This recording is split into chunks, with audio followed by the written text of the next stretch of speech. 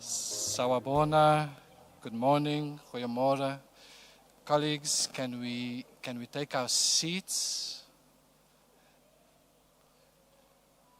We will shortly be having the MEC delegation joining us.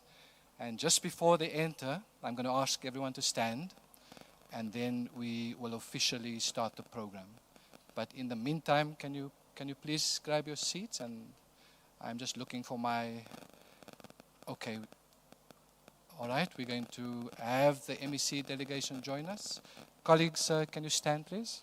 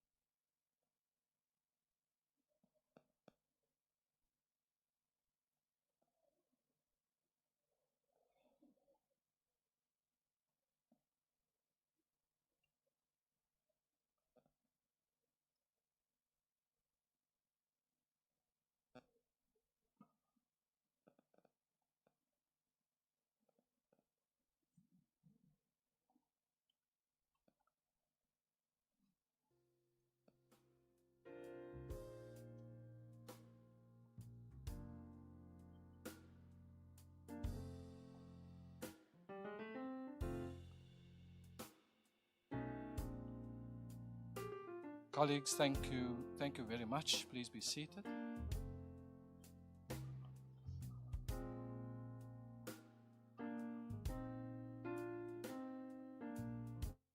Colleagues, my name is Ashley van Niekerk. I'm the chair of this Injury Surveillance Colloquium. This is the second of a series we started last year. Some of you will remember I'm based at the Institute for Social and Health Sciences. I'm a professor in this institute, and I'm also a research director at the South African Medical Research Council.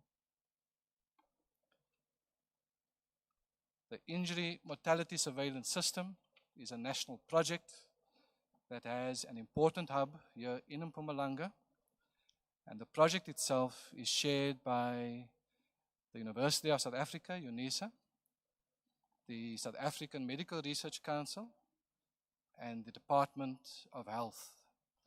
In the case of Mpumalanga, it's the Provincial Department of Health, and in particular, its Forensic Pathology Services that are the core partners in this particular initiative. Colleagues, I offer you warm greetings. I know it's a beautiful warm day outside, but just coming in from Cape Town yesterday, the warm greeting sounded warmer and appropriate. But I offer you warm greetings. I offer greetings especially to the representatives of the MEC for Health in Mpumalanga, Ms. Manzini. In her absence, she is represented by the DDG of the Provincial Department, Ms. DC Mdluli. We thank you for joining us. Dr. Palane was also meant to attend, and he may still attend later, although I think he might have been called to an emergency meeting.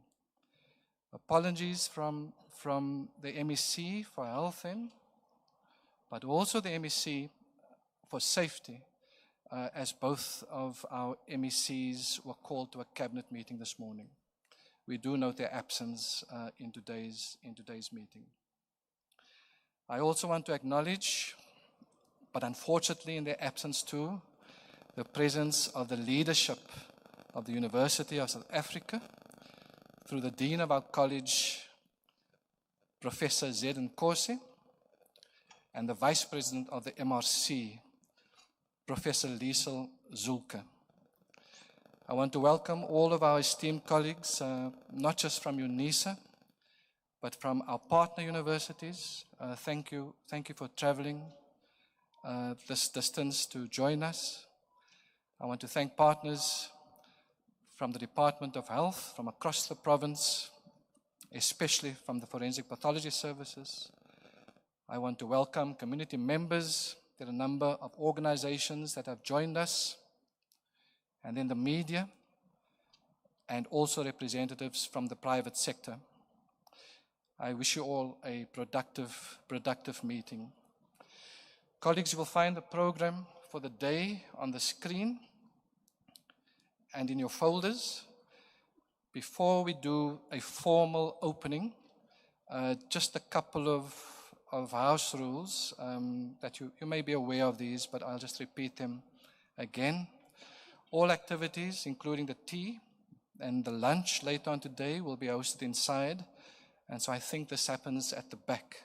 There are a set of tables at the back. You might know the bathrooms are through the door that I'm pointing to. There's a big sign on the door there. And then you'll also see a number of display tables to my left. We have partners representing Sonke Gender Justice, Childline. I think there's a further two coming. I can't see completely. You're invited to visit these displays. There's some materials there. The organizations that we've invited are particularly active in the fields of prevention. And while you'll see a great deal of information being presented on the state of violence, especially in the province, our thoughts will, throughout the course of the day, be turning to prevention. And so do make contact, do share your contact details with the colleagues. I believe that partnership is probably going to feature and come across in many of the discussions. And so partners across disciplines are required to reach out to each other. Last house rule, the press has joined us.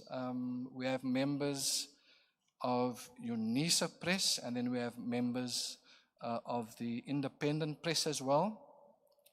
And some of you may be approached to do interviews. I imagine some of the panelists, but I know that the press would be interested in the different points of view that emerge from today. So please do,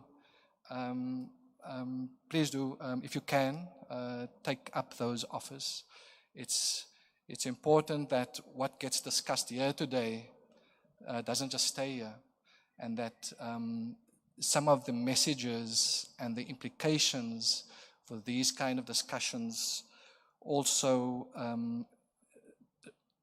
reach out beyond just the parties here, but of course in the different sectors of our society where this is of course of huge importance.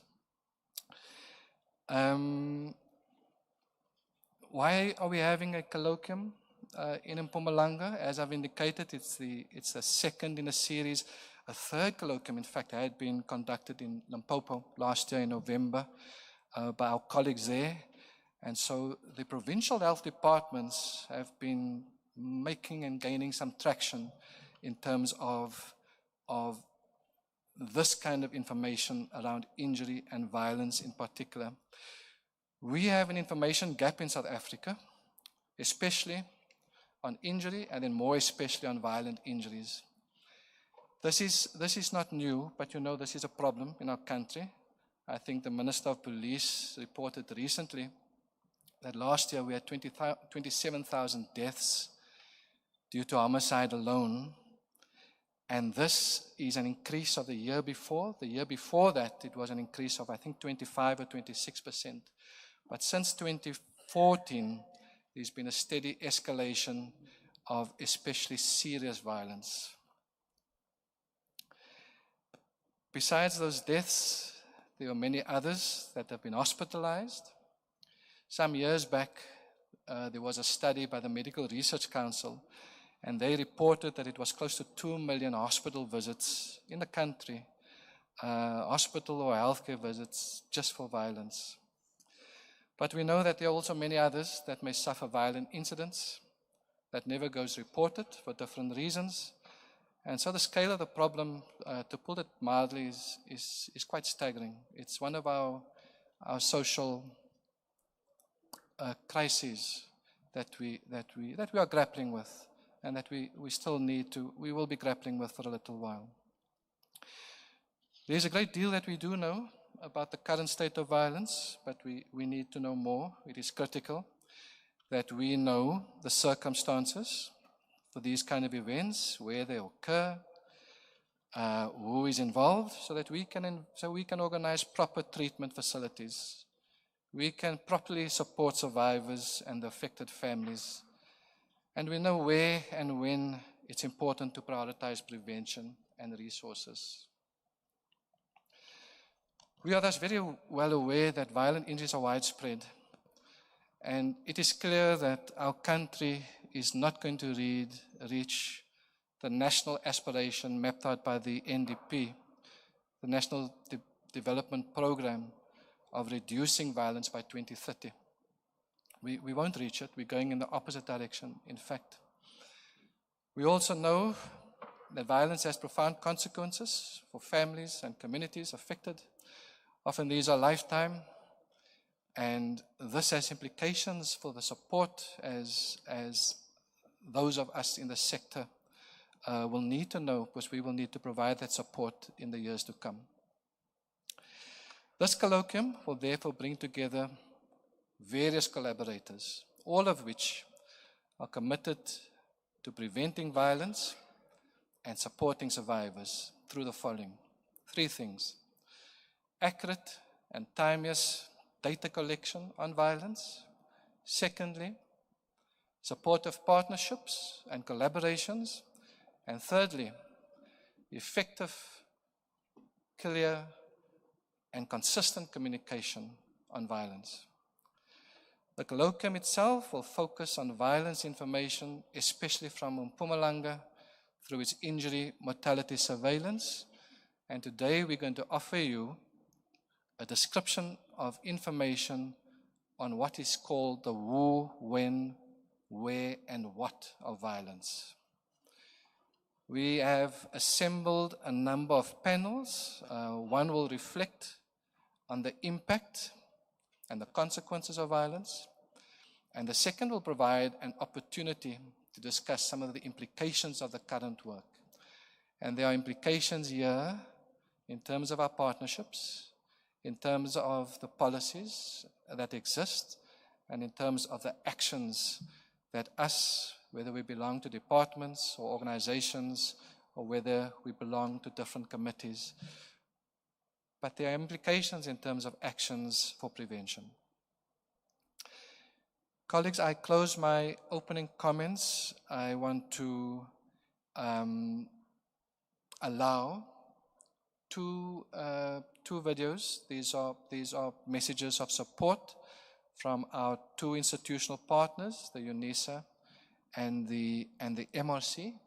And so let me introduce firstly the video from Prof. Nkosi from Unisa, and then I'll go to Prof. Zulka from the MRC. Prof. Nkosi is the Executive Dean of the Unisa College of Human Sciences. This is one of the largest colleges in the largest university in South Africa and on the continent. You probably know this, but we have about 400,000 students. I don't know, I can't recall how many students we have in the college, but it's a substantial entity in its own right. Prof. Nkosi has led from the front in this college. She has been passionate about leadership and management, and she has global teaching experience stretching from Europe, the Middle East, Africa, and Australia. And Prof. Nkosi is a firm believer in mentorship, and her mantra, I've indicated this before, so she will probably laugh if I repeat it again, but I'm going to mention it again. But her mantra is lift as you rise. And so Prof. Nkosi is a firm believer in collaborative efforts. In her absence, I acknowledge and I thank her for the championship of the current work. Let's have the video by Prof. Nkosi.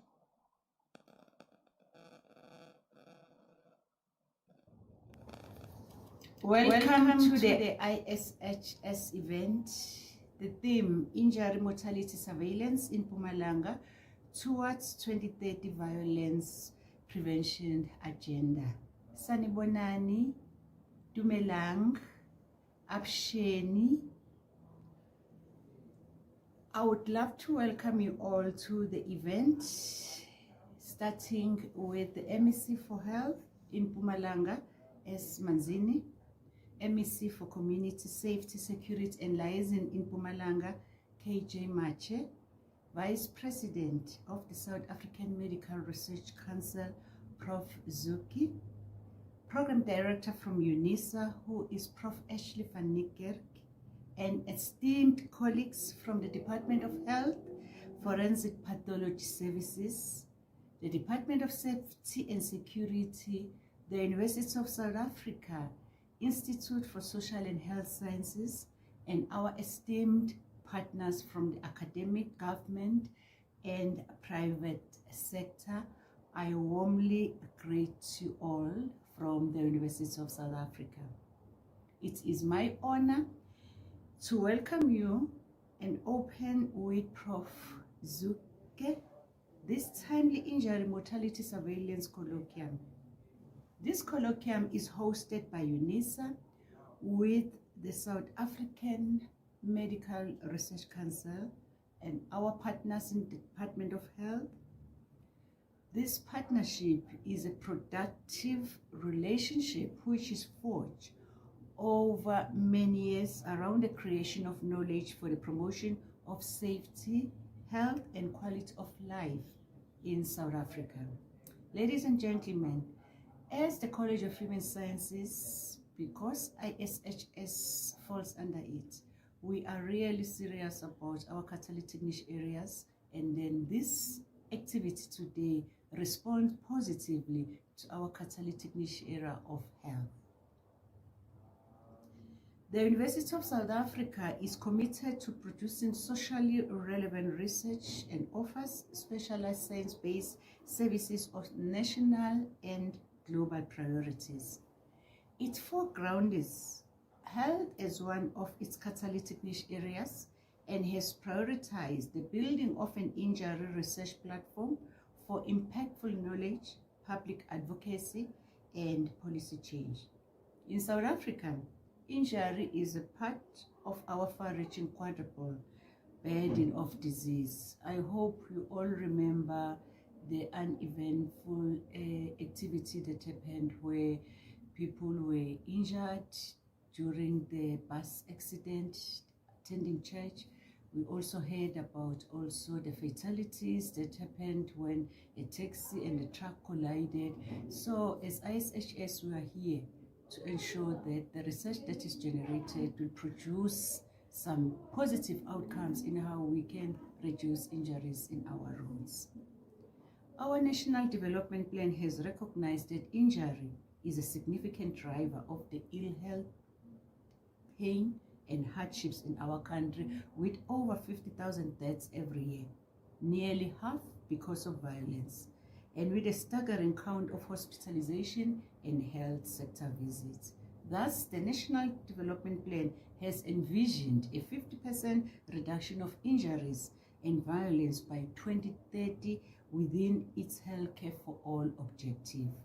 If you look into how the NDP prioritize the activities that need to be done, you will link it positively with today's theme, which says Injury Mortality Surveillance in Mpumalanga towards the 2030 Violence Prevention Agenda. We all deserve to be and feel safe. This colloquium will, however, highlight a rising trend of violence in Mpumalanga and indicates that there's still so much for us to do in order for us to meet our 2030 ambition. Unisa is therefore very pleased to host this colloquium. This colloquium will provide current findings on violence mortality. It will highlight priorities for safety and prevention action, and then offer reflections on the research and policy implementation of the current work. Unisa, with the South African Medical Research Council and its partners in the Department of Health, is pleased to be collaborating to enhance the information needed to support violence prevention in Mpumalanga and national. I wish you all well at this colloquium and believe that it will make an important contribution to help shape our efforts towards the NPDP 2030 goals. I thank you all for your attendance here and wish you a stimulating, successful, and impactful colloquium. I thank you all. Welcome to the ISH. Thanks. In absence, we thank Prof. Nkosi. It's now my pleasure to introduce Prof. Zulke, the Vice President of the MRC. The South African Medical Research Council is, of course, the premier medical research agency in the country. And Prof. Zulke is a leader at the MRC, but also on the continent and globally around cardiovascular medicine. Prof. Zulke, we thank her for her ongoing championship of this work, and we will screen now a message that she has sent us from Cape Town. Over to you, Prof. Zulke.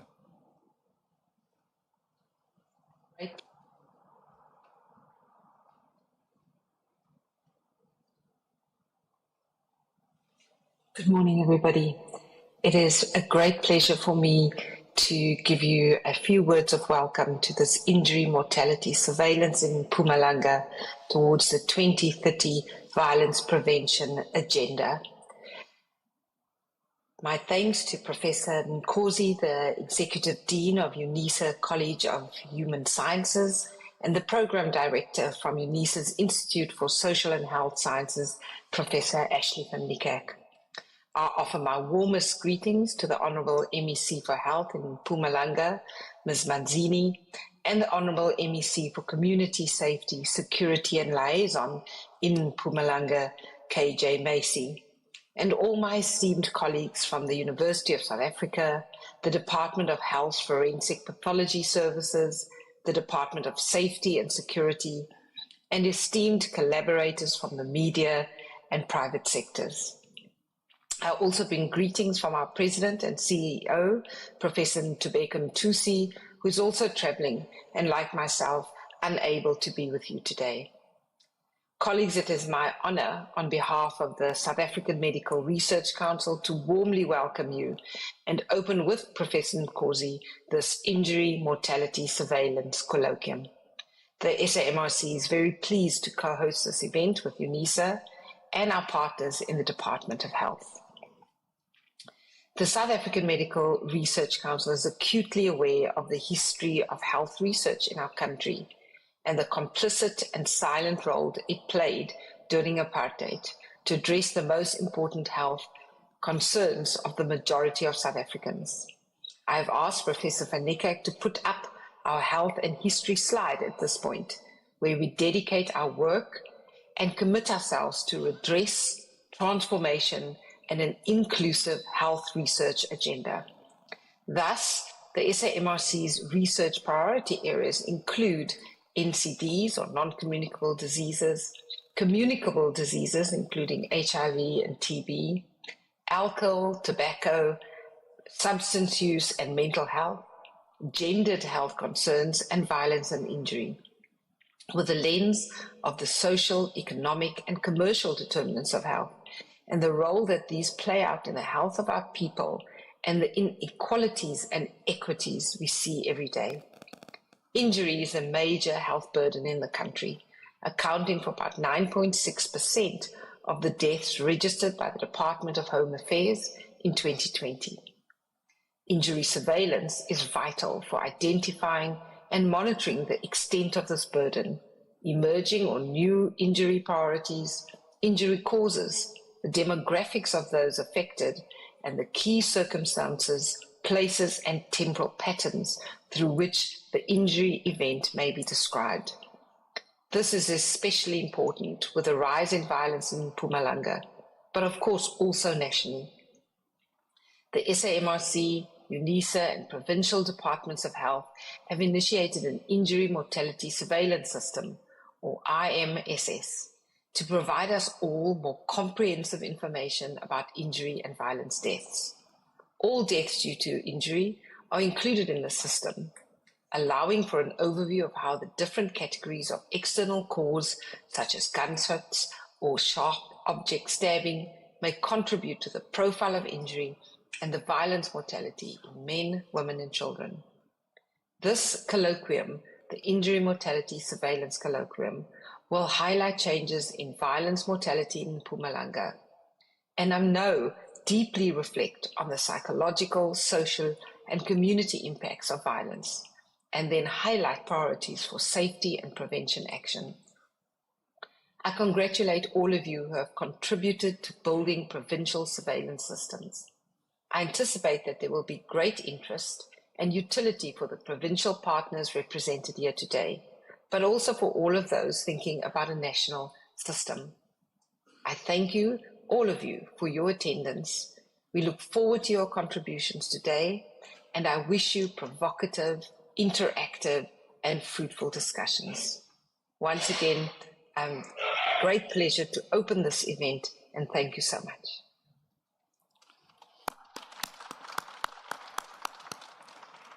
Our thanks to Prof. Zulke in our absence.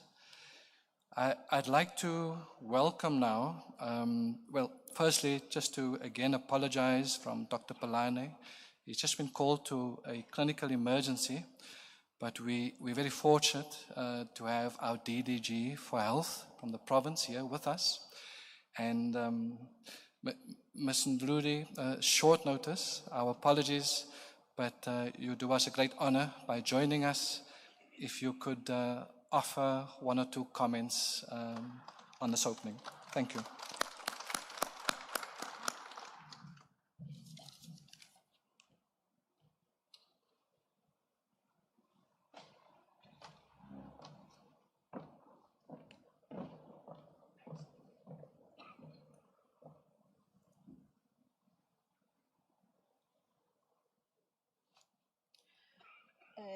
Greetings to Prof.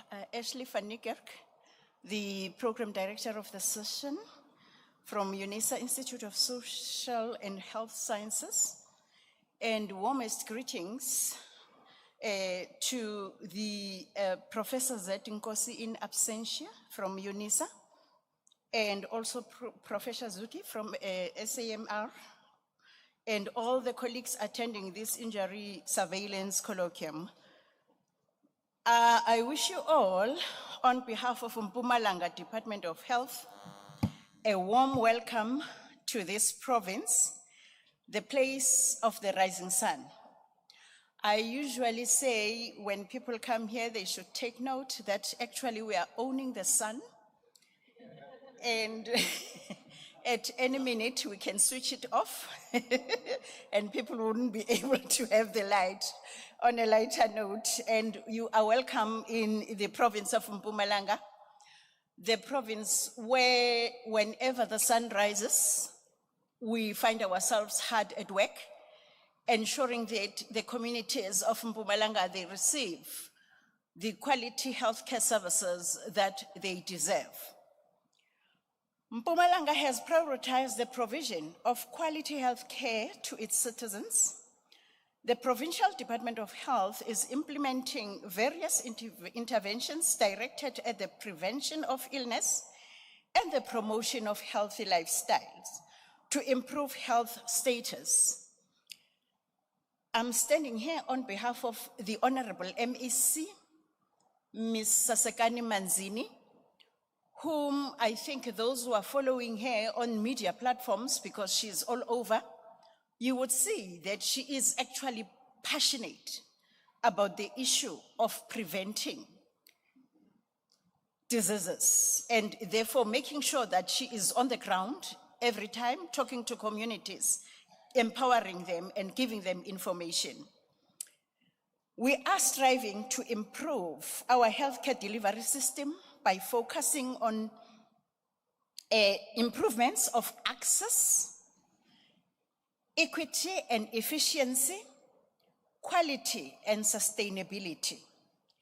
I am pleased to say that we can report significant strides in the last decade in our efforts to ensure a long and healthy life for our citizens, with a life expectancy at birth now at 63.6 years for males and at 68.2 for females. One can note that we are not far from reaching the 2030 goal of 70 years. But we still have got a lot to do, especially when it comes to our males, because our males, they don't even come to our facilities. When you go to our clinics, you only find females, and males, you'll find them in the bars, and whenever they come to our facilities, they'll be brought by blankets being carried, you know, through the blankets, and we still need to work hard on that area. This province is fully committed to South Africa's 2030 National Development Plan and its overall health goals, and have therefore recognized the 2030 NDP goal of reducing injury incident and violence by 50% from 2010 levels. We are, as South Africa, signatory to the United Nations Sustainable Development Goal 3, or SDG 3, which has prioritized the achievement of a healthy system that works for everyone and produces positive health outcomes. However, Mpumalanga still has a significant injury mortality burden, with the IMSS and Mpumalanga Forensic Pathology Services highlighting the increase in interpersonal violence incidents and priority causes of injury mortality. In 2021, Mpumalanga still has a significant injury mortality burden, and with in 2021, the violence accounted for over a quarter of all our injury mortality, with 1,273 deaths in Mpumalanga, firearm discharge, 508 deaths, and blunt force injuries, 430, life lost, which is most common. And these are happening to those that are aged between the years of 20 and 44 years that are mostly affected. And that is worrisome for us, because that is the future of the country. In 2021, the IMS report from Mpumalanga highlighted the demographics of those involved, the most important causes, the scene of death, and the times when these incidents occurred. Importantly, for guiding our intervention strategies and efforts. Furthermore, the high ratios of male deaths for homicide and road traffic and suicide, but also the disproportionate involvement of young people aged between 25 and 43 years across multiple injury types are underscored. Mpumalanga has mobilized its resources to counter these losses and has prioritized both preventive and emergency support services. The former services include its significant investment in poverty alleviation, development of infrastructure and roads, and supporting educational access. The latter services include the access to health services, strengthening of our medical services through the upgrading of our ambulances, emergency life-saving equipment, and recruitment and appointment of advanced life support personnel. Like last year, we really put aside money and we appointed about 30 of them. The latter especially go a long way in increasing access of our communities to quality healthcare within the norm of 30 minutes in urban area and 60 minutes in rural areas. We note that much more needs to be done. The role of injury surveillance is an important tool that can guide the provision of health services and support our motivations for the resources required for this. Injury surveillance detects new and emerging injury concerns, monitors which communities and individuals are affected, what the causes to the injuries are, where such incidences are manifest and when they have occurred, Such timely information is critical for appropriate immediate responses, the allocation of required resources, and to inform planning to support longer treatment and rehabilitation activities and the prevention of similar future incidences.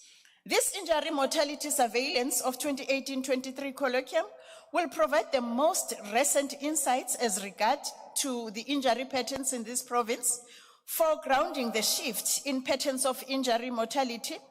With the 2030 NDP rapidly advancing, the IMS report will provide us much to discuss about the changing and current patterns of violence and may offer new insights relevant to Mpumalanga's current policy and intervention strategy. Despite our province's health gains, much more will be needed to attain the NDP goals by 2030, especially as regards injury and violence. In recognition of Women's Day this month, we acknowledge the dangers faced by women and men. Gender-based violence and femicide remain national priorities, and efforts to combat the high number of cases within the country have been bolstered by the good effort of Parliament, particularly with regards to the passing of the National Council on Gender-Based Violence and Femicide Bill in 2023. These meaningful legislative strides, reinforced by the work of key government departments, as well as various NGOs and NPOs and civic organizations. A multi-sectoral and multi-level response is critical in responding to the scope of violence in both a national and provincial scale. We look forward to the findings of the IMSs and discussing how these insights can support ongoing efforts to combat injury and mortality due to violence. I anticipate that the colloquium will confirm the usefulness of injury surveillance for the identification of critical health and safety research questions and for the formulation of improvements to injury prevention.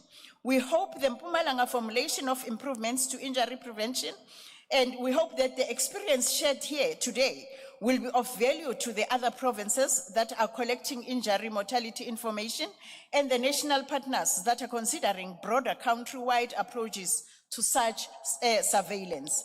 I want to conclude by thanking all of you for your commitment to generating injury information to inform our overall goal of safety and health.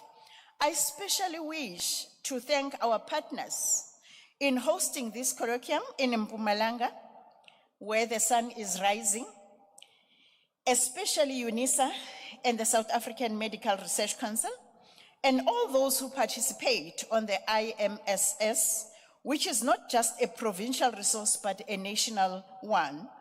Colleagues, on behalf of the province, I wish you the very best in your deliberations today and hope that it is successful and rewarding meeting for all of you. And before I step down, may I then also remind you that as we are here in Mpumalanga, don't forget to take a left turn and visit our sceneries that are here in Mpumalanga. We've got God's window. Maybe you'll be lucky to also see God, through that window.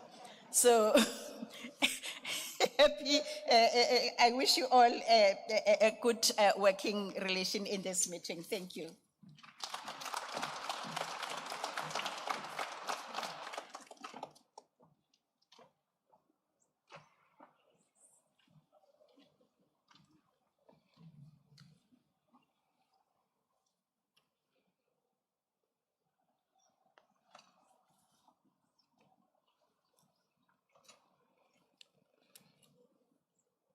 We thank the DDG again. DDG, we will take you up on that offer to take the left turn at some point. Colleagues, our focus, as you've heard, is on violence prevention. And so we have a presentation and 2 panel discussions on the issue. Just a recap around why information like this is important. We've touched on this in the welcomes, but this information is meant to improve prevention. It can allow, for example, for evaluations of interventions taking place, for example, gun law, enforcement interventions.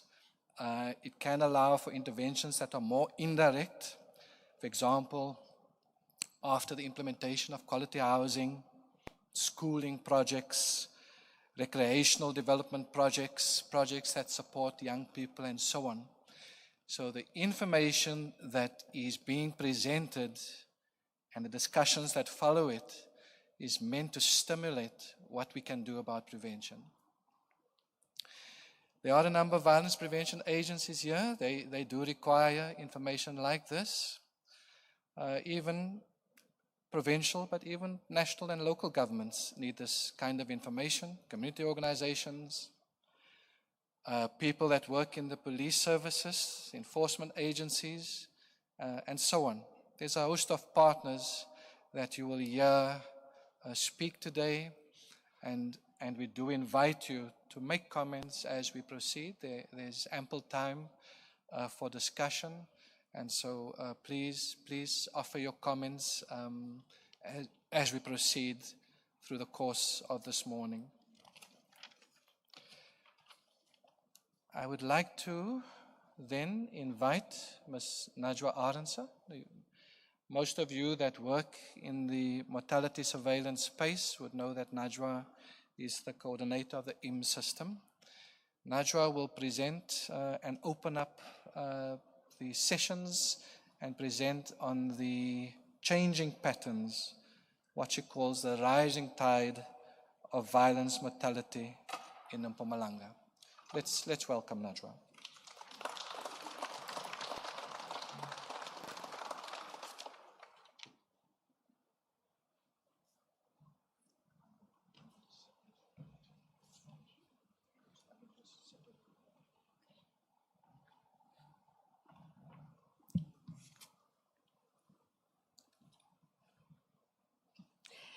Good morning, esteemed colleagues from the Department of Health and guests. Thank you, Chair, for the warm introduction. So, as indicated, this presentation speaks to the rising tide of violence mortality in Mpumalanga, providing a brief background to the field, the patterns of homicide, and thereafter key considerations.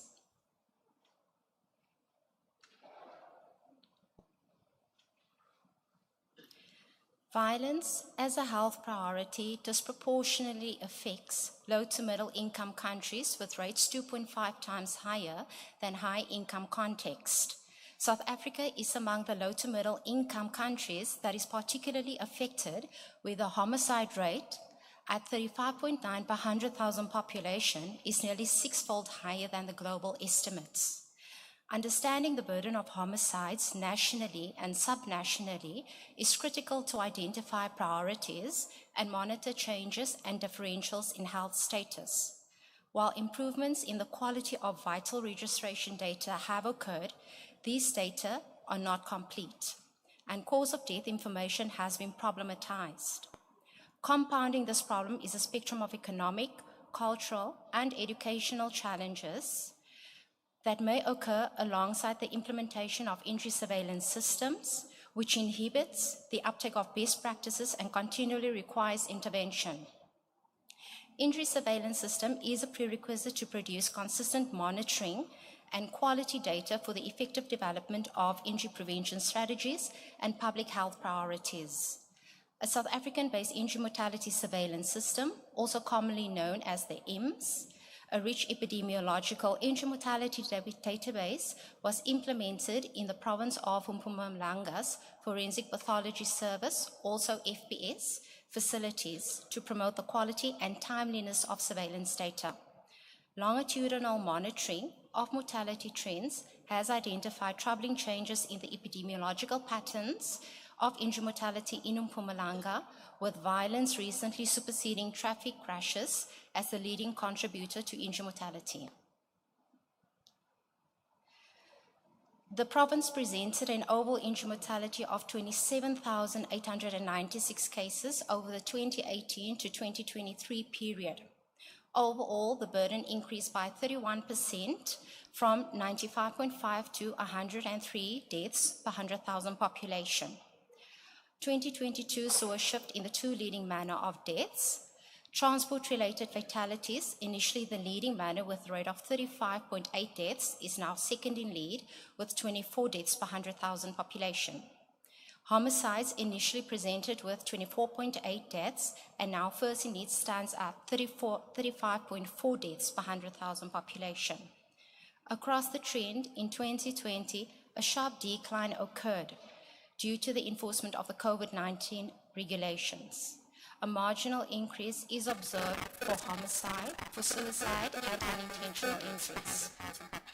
When considering the male-to-female ratio for 2023, relative to every one female for overall injury mortality, a marginal increase is observed for homicide, for suicide, and unintentional injuries.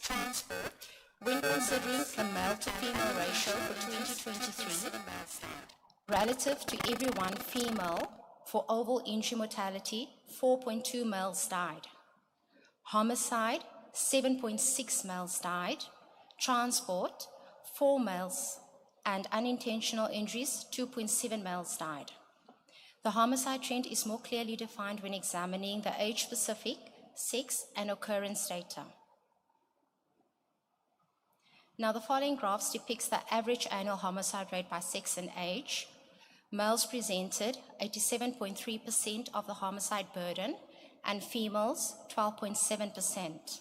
Overall, age groups 20 to 44 years presented the highest risk for homicides.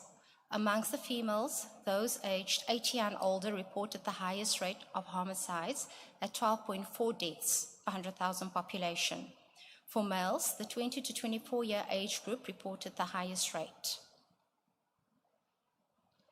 On reviewing the leading causes of homicides for overall sex, deaths due to sharp force injury increased by 16%, firearm discharge by 106%, and blunt objects by 42%. This resonates with the patterns for male homicides. For females, a slight variation is noted, where the incidence in blunt force trauma decreased by 20%. Over a third of injuries occurred in private homes, and a further quarter in the streets. Bars or taverns, open fields, and residential institutes followed. A significant higher proportion of male victims were killed throughout. Variances with the cause of injuries per scene has been flagged. For the home and street, firearm discharge and sharp force injuries were marked. For the bars or taverns, sharp force injuries predominate. For open land, blunt force injuries, and alarmingly within residential institutes, firearm discharge dominates. The left figure depicts the percentage of homicides per month. For male victims, the month with the most homicides was from February to March, then June, September, and December. Among female victims, it peaked from February to March, August to October, as well as December. For the day of death across sex, increasing trends were noted from Saturdays to Sundays. 43% of male homicides and 36% of female deaths occurred over this period. The following figure shows that among male victims, time of death peaked at 2 intervals, namely from 2 a.m. to 4 a.m. and again from 7 p.m. to 12 a.m. Nearly 2/3 of male homicides occurred at night between 6 p.m. and 6 a.m. Among female victims, time of death peaked from 7 p.m. to 9 p.m. Then there are marked differences in violence mortality profile for Mpumalanga. Violence is uneven. Understanding the burden is essential for the identification of critical national and local research questions. As indicated, males and females are both vulnerable, and age groups 20 to 30 and 80 years and older need to be prioritized. IMS is a systematic scientific effort to quantify the magnitude of the burden and its injury mortality profiles in a standardized way to allow for comparison over time and across populations. Comparable information on the magnitude provides an objective framework to help establish health priorities and, importantly, to also provide important insights into what topics may be neglected.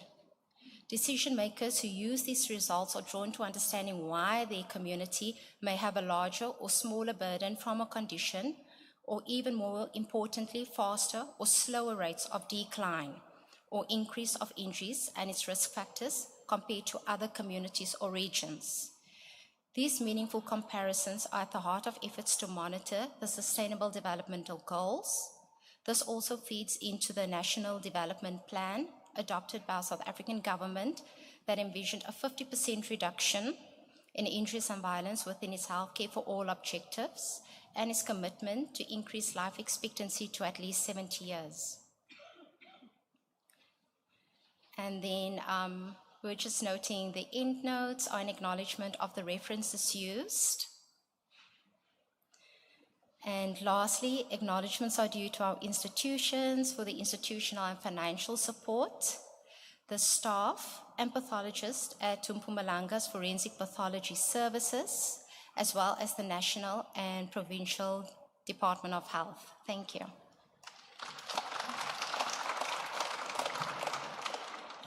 Give us 2 minutes. Najwa, thank you very much for that presentation. We've scheduled a panel to talk to this, but before we get to the panel, maybe we'll take 2 or 3 questions. If there are any questions on clarification, I'm sure you found these statistics very striking. There is a change of pattern, and you can see. Well, I won't put words into the mouth of what's just been presented, but you can see that there's an emergence with consolidation of a firearm problem, especially in homes, but also on the roads. Are there any quick questions? But we won't take too many because of time constraints. Prof. Michelle in front. I can't. Prof. number 2 on this side. This side first. Oh, 1 and 2. And I can't see any others, so we just have 2 questions of clarifications. Prof., all yours. Thanks, Ashley, for the promotion. But I will not embrace it because there's a risk of me being chased by authorities that are responsible for conferring such. In any case, I just wanted to check, Najwa, you indicated the impact of COVID-19 lockdown, particularly on those restriction measures. When you look at a little bit of a decline when it comes to those categories of violent deaths.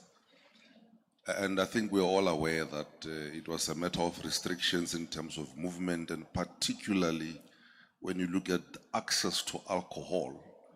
So my question will be on this particular report that you just gave, if you were able to link the alcohol or the role of alcohol in this.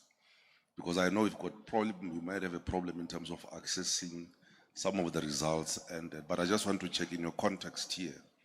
Were you able to link the role of alcohol to some of these violent deaths? Because it talks to exactly what Ashley was saying in terms of the usage of firearms either on the streets, basically, and even these other categories of death.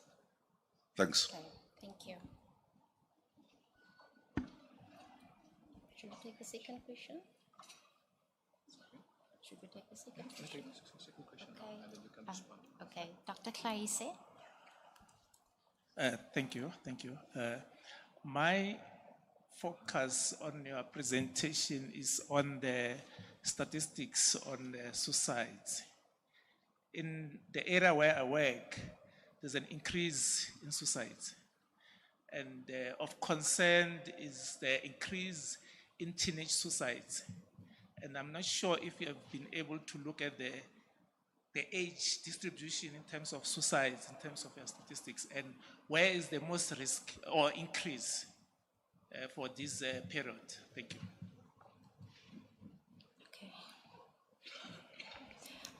Thank you for your two questions. So, Dr. Mamashela, with regards to having access to the alcohol data, so at this point in time, the IM system has not captured the data. There is a backlog with regards to that data. However, we will make efforts through the NHL, and particularly with NAPISA rolling out, there will be integration with the various data sets. Thank you. Dr. Klaise.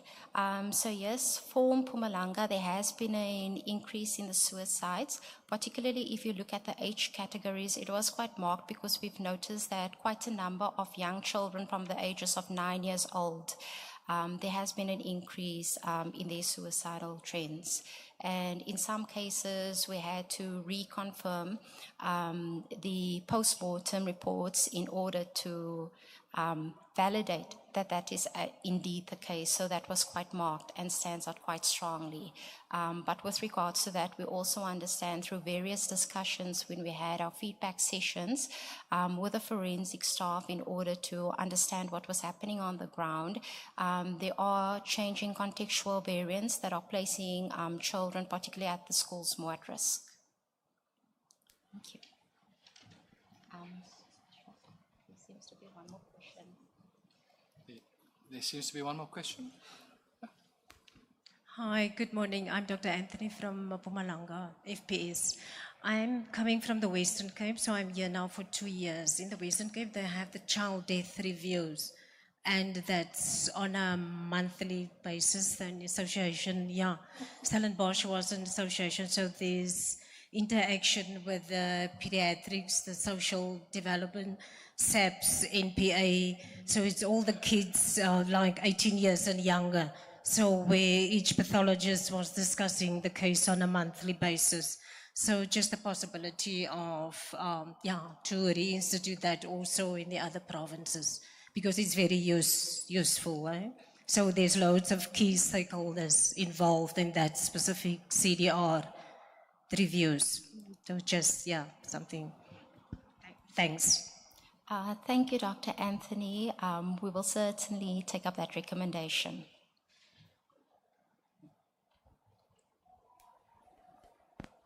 Okay, great stuff. Thanks. Thanks so much, Najwa. Another round of applause. Colleagues, we note your questions. We note the concern around suicide and mental health amongst the youth, but probably other populations as well. Thank you very much for flagging the child death review. There is great scope for doing a more focused docket and case review, especially on affected populations. So one is children. It's a kind of process that the province might even want to institute around gender violence deaths. But it requires a further commitment. I see one more hand, and I can't ignore Dr. Palase because he came all the way from Gauteng this morning, so I have to ask him for his comment. So colleagues, we've noted that, and we maintain it in our discussions. Dr. Palase, you. Thank you so much, Ashley. Let me also declare that I'm Mr. Mpatlaza, but I received the blessing. All right, quick one, because there's an issue, especially in Gauteng, the issue of the substance abuse. So I'm not sure whether you had time to look at the trends or death that talks or that as a result of the substance abuse. I'm referring to the issues of those hangings and other related suicidal death, because now the issue of the substance abuse is becoming a challenge in our society. Yeah, I think that's the quick one. Thank you for the sun. I saw it outside there. It's really rising here. Thanks so much. Sorry about the name. Sorry about the. You can respond, Najwa.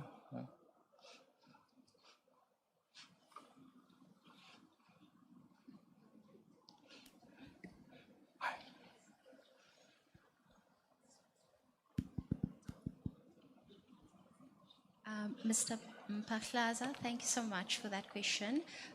So at this point in time, we do not have access to that data. We do, however, take note of any kind of special investigations or toxicology analysis that may have been undertaken. But the next steps would be definitely to form data linkages with NHL to obtain that data. Thank you. Thank you so much, colleagues. I'm very pleased to note that Dr. Palana has just joined us. Doctor, we missed you this morning, but we had the DDG ably step in and do the welcome. Do you want to stand for a second so that we can just greet you properly?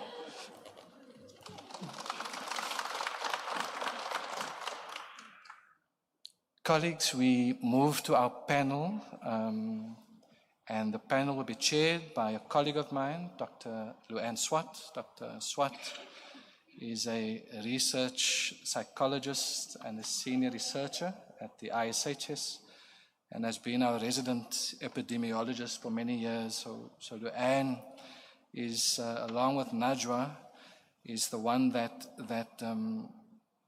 tries to make sense of the information coming through. And so Luann is going to chair this particular panel. Dr. Swart. Thanks. Okay. Greetings and welcome. As we've seen in the previous presentation, the injury mortality surveillance data has shown an upward trend in violence, which is of serious concern. The effects of violence are widespread and enduring, and this panel is going to focus on the psychological, social, and community impacts of violence. So, if the speakers can all come up, we'll go through, they'll present. I'll introduce each one before they present. So, our speakers are Ms. Bepeteli Pakati, Professor Mazibuko, Dr. Lam, and Professor Talib. So we'll start with Ms. Pakati. She obtained her nursing science degree at the University of KwaZulu-Natal, and since then she has also obtained a postgraduate diploma in management of HIV and AIDS at the University of Stellenbosch and a master's in public administration from the University of Pretoria. More recently, she has obtained a BA degree in psychology counseling from Unisa. Her current appointment is as the program manager of forensic pathology services in Mpumalanga, and Ms. Pakati has played an instrumental role in establishing the services since it was handed over from the South African Police Services. So welcome.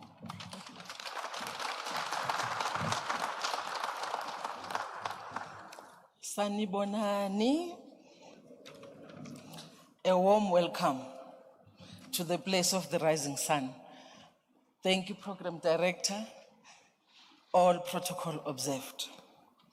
We've been given 7 minutes each, and I will try and finish on time.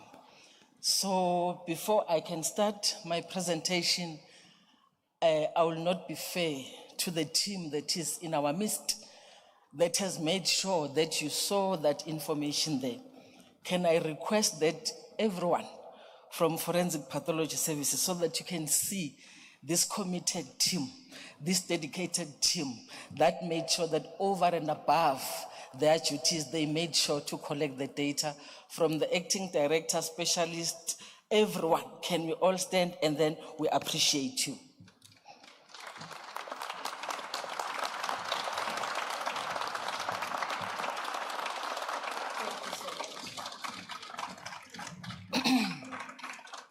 Thank you so much. My part is to do the psychological, social, and community impact of violence, FPS perspective, due to the rising tide of violence mortality in Mpumalanga. You have seen the statistics, you have seen the presentation from the former speaker, and you have seen the alarming increase in violence-related cases. it has got an impact in all spheres. So now, what are we saying about them? Before I go to the impact, let me start by saying, what can we do? What are the opportunities for research when we see such statistics? Because it's longitudinal monitoring, it provides crucial data for forensic analysis, enabling the identification of trends and patterns of violent crimes. So we have that opportunity as a province. Now, what would be the research questions? You know, you have seen that there is an increase in the firearm deaths. So we can say what factors contribute to the increased use of firearms in violent incidents in this province. What is contributing to that? What are the underlying causes behind the reduction in female deaths due to blunt force trauma? We've seen that there is a 20% reduction, but does it mean that the overall percentage has reduced or other forces are being used? Then it's something that we need to explore. How do locations and timing of incidents influence injury outcomes? We've seen that it happens in homes, on the streets, on highways, at the bars, at taverns. How does that location influence the injury outcome? And then in terms of forensic medicine practice, the findings can improve methodologies, particularly in the investigation and prevention of violent incidents and crime. Now, implication to policy. This situation has got implication to policy. How? We need targeted prevention strategies. Policies that focus on the most common causes of violence, like firearms, sharp and blunt force, and the high-risk scenes. And then in terms of resource allocation, we can say towards prevention and intervention strategies that address the identified high-risk locations and times. E.g., we need more community policing, we need saving housing initiatives, and anything that can come into your mind right now as I'm presenting. So before I present the impact on the psychological, on the social, and the community, maybe let me share with you, for those who are not from the province, but you have followed in the news, that there was a case of a young man, I would say a boy, because he's very young, who made sure that he is killing little children. How did he do it? And unfortunately, the very same person they call uncle was the one who was killing these kids and burying them where? On shallow graves. You are burying this weekend, he will make sure that he will kill a child and bury in a shallow grave. So no one will notice. The grave is still fresh. You will not even think that someone is buried there. And then we'll put the one that was found in the fridge. The tricky part when I say it has got an impact in the psychological part of a human being, he was leading the delegation that was doing the search. He is leading in front. What do you call that? So it has got the violence that is happening around us. It has made people to turn into, I don't know what to call, but to something else that I do not know. So on the psychological impact, if you look specifically to this case, the trauma that has been experienced by the mother, all the mothers that were involved, because the last case, he led them to the fridge where he has stored the body. So imagine the mother looking at the child in the fridge. So these violent incidents can lead to long-lasting psychological trauma, affecting individuals and communities. One family was affected, but the whole neighborhood was affected because there were other kids that were involved. And the whole community now was scared to say, what do we do with our kids now? We cannot let them die because there is this, like a search for these small kids. And then if you look at us from a forensic pathology perspective, now these incidents are happening that we must deal with them as a service. In Mpumalanga, we don't have a shift system. The same person who was working during the day must go and work even during the night. You saw the times where these people are collected around 2 a.m. The very same person who was working at 2 a.m. is expected to be at work at 8 and be productive. Do you expect that person to be smiling? Because the person did not sleep. There will be mood changes, the person will be irritable, because you know very well that if you have not slept, you become irritable. So now the other impact in terms of mental health, it is affecting everyone, even the community. That is why we need a mental hospital in Mpumalanga TTG, and I'm happy that the plans are in progress that we'll have a mental hospital, because these violent crimes are creating something else. There is an increased need for mental health services and support to help individuals cope with the aftermath of violence.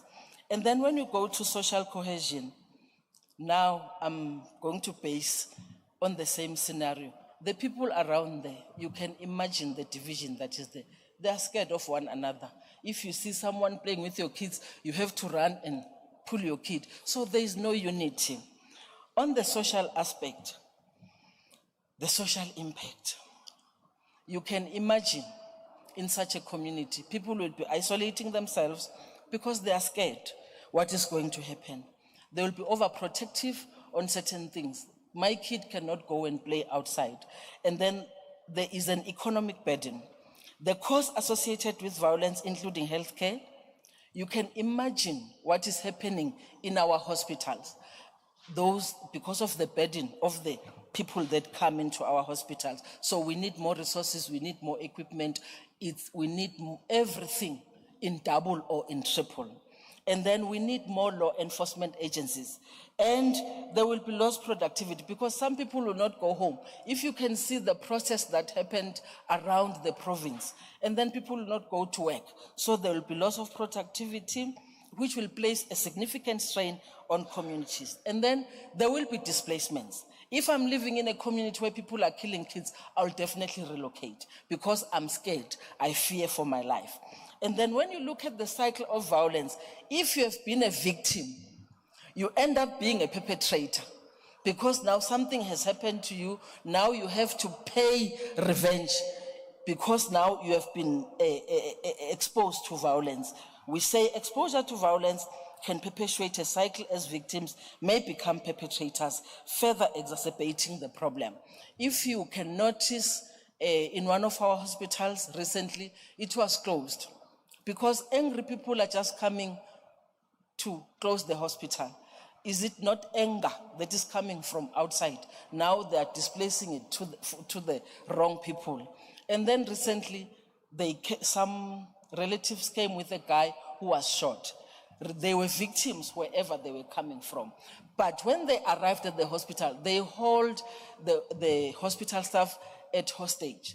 Now they were victims initially, now they become perpetrators. So it means the cycle will continue. We will never win in this case. That is the impact socially. And then when we look at the community impact, if you look at that child that is screaming at school, you can see what is happening in our schools. The children now are the ones who are bullying the teachers. The children are bullying one another. Why? It's because of the environment where they are growing in. They can see the lot of violence. And then it's anger issues at all levels. And then there is no social cohesion. If you look at people these days, people do not love one another. People do not do things together like in the past. There is a lot of violence. And then if you look at the protest, 1, 2, 3, there's a protest. Now, anger issues. People are no more sitting on the table and resolve issues amicably. And our families, there is no unity at times. And then from an FPS perspective, if you look at us having been exposed in all these things, do you think we can cope? We can, because we might, I'm saying we might, resort to substance abuse to cope. I'm saying we are facing a lot. Our mental health is affected because of all this. So in closing, I would like to say, wherever you are, in your corner, can we stop the cycle of violence? Thank you, Program Director.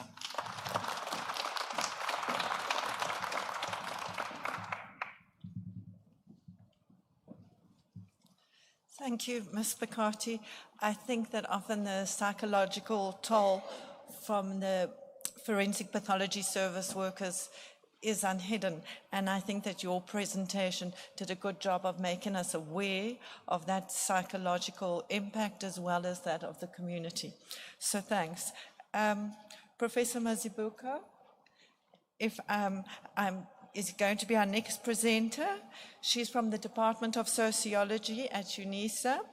She obtained a PhD in sociology, and she has a total of 22 years academic experience from the University of KwaZulu-Natal, Human Sciences Research Council, Monash, South Africa, and from the South African Defence College. Her research interests are in different media platforms, are on gender studies, gender-based violence, and gender mainstream. So we'd like to welcome you.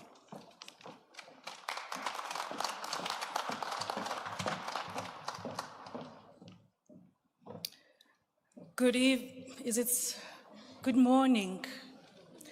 I almost said good evening. Thank you for the invitation from our colleagues in Cape Town. As we sit here this morning, all of us in this room are impacted by violence. We know 1 or 2 people who have died through violence, death, suicide, car accidents. We know of one. Violence to all of us should be seen as personal, something that can happen to anyone in this room, or something that has happened to anyone in this room, and therefore today they are the victims or the survivors of violence. I've been listening to various speakers before me, and what I take from these discussions are that we have a global phenomenon called violence. Whether you're looking at it from a gender perspective, from an intimate partner violence, from domestic violence, but this is a global phenomenon. Today we're looking at Mpumalanga. I, some years ago, conducted a domestic violence research. It was a longitudinal research study, and I was looking specifically in the area of Mamelodi, which is a township in Pretoria. And some of the findings from that research that I did years ago is what I'm going to be discussing today, and seeing that there are similarities with what is happening in Mpumalanga. One being that in South Africa, there is a culture of violence which can be dated to the apartheid regime, whereby we resorted to violence when we were faced with disputes. And scholars of violence, gender-based violence, gender mainstreaming, gender studies, we tend to attest that indeed in South Africa there is a culture of violence, as my previous speakers have alluded earlier. And we tend to say that it is stemmed as a desire to exert power and control over women. If your work was looking at women, control over the vulnerable groups, women across all age groups, as well as children. It falls under the rubric of cultural violence, which is in trend in our communities, in our townships, in our rural villages. Why do we have violence? And why most of the time the perpetrators of violence are usually the men? And I say most of the time, not all the times, because we have existing violence whereby we have women violence against other women. But specifically for this particular discussion today, I would like to look at masculinity, whereby it stems from patriarchy, whereby it is a set of characteristics that we society often associate men with, A successful man has to have had a range of activities that we aspire to, such as having the education, having employment, being articulate, being a stand-up citizen. Those are the some of characteristics that we say evolves around masculinity. And when there are challenges within what we as society have prescribed as masculinity, so we say there is some kind of threats to masculinity. And when there is threat to masculinity, those who are affected resort to violent behaviors. This is because there is inability to meet the social needs, social expectations of what manhood as well as masculinity is, which causes or triggers a crisis in male identity. I've done a lot of work that looks at the emphasis of men when they look at when they're becoming perpetrators of violence, where it is usually the man's vulnerability and man's powerlessness that contributes into making that particular person a perpetrator of violence. And I have a slide that speaks of gender being gender typical. And I specifically looked into our judiciary, the system. I'm a trained sociologist, and therefore we look at what is being perpetuated in our society that resort to the abnormal becoming normal, the violence becoming normal. And I took this extract from a paper that I wrote, whereby there was a case in 2006 of Najwa Peterson, who murdered her husband. And what came from there is that women killed primarily for money, as it was with the case of Najwa Peterson. And what I zoomed in is the number of years that she was sentenced. She was sentenced to 28 years for the murder of her husband. And then there was another case of Thandi Maqubela. This is a 2015, where she was sentenced to 18 years for murdering her husband, acting judge of the time, Patrick Maqubela. And then there was a young model here in, now I say here in Pretoria as if I'm in Pretoria, there was a young model in Pretoria, an 18-year-old Zanele Khumalo, who was expecting her first child. And Uzanele was murdered by her current boyfriend of the time, the father of the unborn child. And his name was Thabo Kutumela, who was sentenced for 20 years. So when I took these and I discussed what they meant, is that the lives of women, here we have Uzanele being pregnant, 2 lives were lost, and the sentencing was 20 years. And we're comparing it with Najwa, who was sentenced for 28 years. When I say gender typical is we must look and understand the sentencings that, yes, it has been abnormal for the murders to happen irrespective of gender. But when it comes to sentencing, it seems as if our judiciary is being harsh on women when they become the perpetrators. Whereas if it is men, their sentencing is becoming less for murdering women. And it takes to the lives of women not being better. And in this context, as a sociologist, I always say, it starts from our homes, how we build our children. I'm a mother of 2 boys, how we instill values of self within our boys so that they don't go outside and enforcing it on their relationships. So as a mother And as a sociologist, I say we start from our children, and it's a joint force. We are here with government, academia, researchers, and different portfolios, and we must all work into this issue because it affects all of us. It is not a problem of one sector. And we are responsible for the lives we create and the lives we maintain. And for that, I thank you.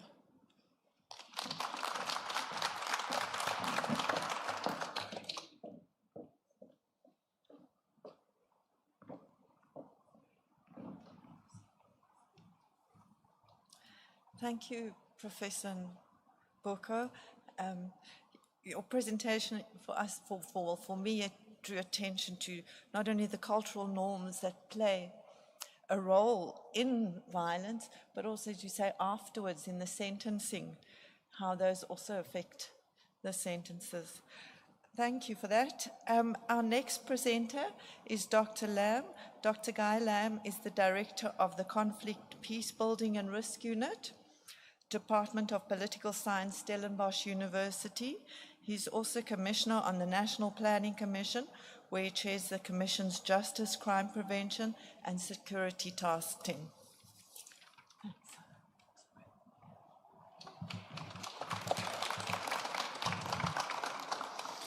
Good morning, everyone. It's certainly an honor to be here. I really want to thank Medical Research Council, Unisa, and the Mpumalanga provincial government for inviting me. I'm based in the Western Cape, live in Cape Town, teach at Stellenbosch as the program director and the chair has introduced me. I also sit on the National Planning Commission as a result of my work on crime and violence within South Africa. I have a PhD in criminology, but also ran at the University of Cape Town an interdisciplinary institute for a number of years looking at crime and violence. I'm a stranger to Mpumalanga, so you're going to have to excuse me in terms of the lack of detail in my analysis, but I have worked a lot within the Western Cape and Gauteng and a few other provinces, so thank you so much for welcoming me. What I want to do is go through a few slides and hopefully keep to my time, and Luann, you can shout at me or I think it's Savannah here who can shout at me if I go over. So I do have slides prepared, but I really wanted to, given that I didn't have access to the data and Najwa's paper was excellent, thank you, and I was asked to sort of respond to the theme. So I looked at other data sources and also was thinking about, well, there's a problem in Mpumalanga from a violence point of view. What can we learn from what's been happening elsewhere and what can we do about it? And I only had access to this SAPS data, which fortunately is very similar to the data you presented. So thank you for presenting it. If we can just go to the next slide, I'm just going to talk through a bit of the trends in relation to the SAPS, South African Police Service, police data, what we have. And then I want to look at some sort of crime and violence prevention initiatives that link to that. So in the point here, if we look at the SAPS data, there's a very similar trend to what you're seeing in terms of mortuary data, mortality data, major increase in recent years. If we look at the SAPS and the number of murder cases, 45% increase in terms of the murder rate, according to the SAPS data.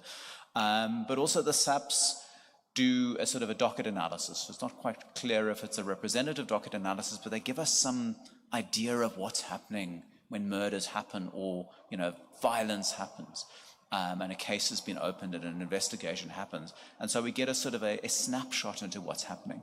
And I think there's some very important things. So what the data that was presented earlier talks about where violence is happening, at what time is it happening, at what day is it happening, what time of the year it's happening. And that's really helpful. But I think what we need to go further as kind of advocates, those against violence, who those study violence, to try and really drill down and understand what is driving this, what are the contexts of this kind of violence. And so if one looks at what the SAPS put out there, is a really interesting causal factor they put out is vigilantism. And if we're on this panel around understanding the psychological, social consequences of violence, I think we really need to understand vigilantism, because what we can see from studies that have been done elsewhere, not only in South Africa, but in other places, vigilantism tends to be quite contagious. It starts somewhere, the groups that perpetrate it can go on to perpetrate more, other groups emerge as a result of it, and it's often linked to the sort of breakdown in trust in the police, low levels of police legitimacy within the context. So there's this phenomenal report that was done in Khayelitsha in the Western Cape about the breakdown in that relationship between communities and the police and the rise of vigilantism and what should be done. Unfortunately, we haven't learned the lessons from that. We haven't implemented the recommendations properly in relation to that. And I think that's something, if we're going to be looking at in Mpumalanga around what's driving violence, we really need to understand the sort of need for justice, the need to respond to when violence happens, the need for almost instantaneous justice and revenge, the eye for an eye kind of approach. And I think this ties into what the professor was speaking about earlier around masculine norms. The sort of need to behave in a particular way, but also the sort of need to respond violently. But it's not only men who are perpetrating violence in this vigilante context. It is also women, it's often young people as well, and I think we really need to come to terms with that. And I think the most important point also in dealing with these issues is around firearms. So if we can just go to the next slide around, just to emphasize the non-lethal aspect, very similar trends that are happening there. We're seeing major increases in other categories of violence, in terms of attempted murder, aggravated robbery, carjackings, for example. Firearms featuring quite prominently here. Public spaces. Interestingly, the police data doesn't talk so much about private homes, but I think that has to do with their representativity of their data. But of course, what the SAPS data helps us understand is where is this violence concentrated? And that's what we know about violence, but particularly in South Africa, violence doesn't happen uniformly everywhere. It happens in very specific places, and we need to understand those places. So if we could just go to the next slide, please. Also, the media analysis kind of brings in some really interesting developments and sort of insights into what's happening. Typically when the media reports and the police think about crime, gang violence is almost exclusively seen as a Western Cape issue, when in fact it's not. It's all over. And I think what's happening, certainly if you look at the media, is that there seems to be this awareness and reporting that there is a gang violence problem, not only in Mpumalanga, but other provinces as well. Also reference to, for example, zamazamas and violence associated with zamazamas, the kind of informal illegal mining that's going on, and also robberies are widely referenced. And so if I can just go to the final slide around what should be done. And I think it's quite important around what's worked, what's been tried in other provinces, in the sense of so much revolves around policing. And it's around the policing strategies that have been pursued. Are they effective? And so there's been good studies done. And if you have a proper evidence-based hotspot policing approach that focuses on the drivers of crime, visible policing at the times we need visible policing, like when violence is high on weekends at certain times, you can bring down the levels of violence. But also it's important to have trustworthy and legitimate police, so people will go and report to the police. The police can work with community structures to address the problems around crime. But if the police are overly violent, the police are corrupt, the police are unprofessional, communities will not trust them, not report crime, not work with them. I think this problem around firearms, it's been flagged, and I think it's so important because what we're seeing now is we saw a major drop in murder in the 2000s, but then it's escalated dramatically, and it seems as though gangs are getting firearms, and firearms are then, we're seeing arms races being started. We saw this happening in Cape Town. Certain gangs got firearms for police corruption, other gangs needed firearms. The fighting started, the violence escalated, as they contended over access to certain resources, over certain territories. And I think part of this discussion is that we need to have a look at ammunition, because it seems as though when firearms are used, ammunition doesn't seem to be a problem. If ammunition was controlled and there was a limited access to ammunition, you wouldn't see as much discharge of firearms, you wouldn't see as much ammunition being dispelled or discharged from firearms. And I think we really have to take a serious look at what's happening within the context of firearm gun shops, because there seems to be major loopholes in terms of individuals can go and buy as much ammunition as they like. They just go from firearm shop to firearm shop. Also potentially around state stockpiles. Big problem within Cape Town, as we know. We kind of also need to be looking, let's go back to the Firearms Control Act. It was supposed to have been amended a couple of years ago around COVID. There was supposed to be major changes happening, like you wouldn't be able to get access to a firearm license for self-defense purposes.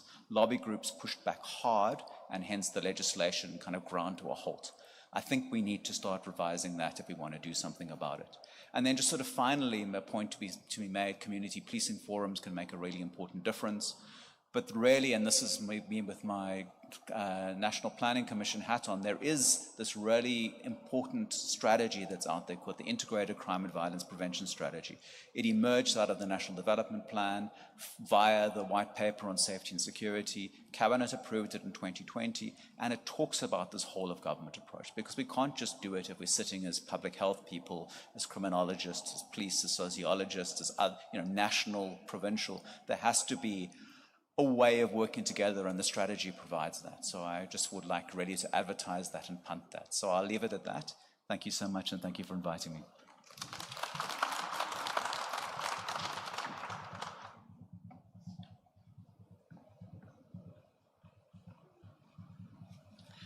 Thanks, Dr. Lamb, for your presentation on SAP's data. It really confirms the upward trend in violence noted in injury mortality surveillance data, but it also adds to it in terms of providing information on perpetrator and the circumstances.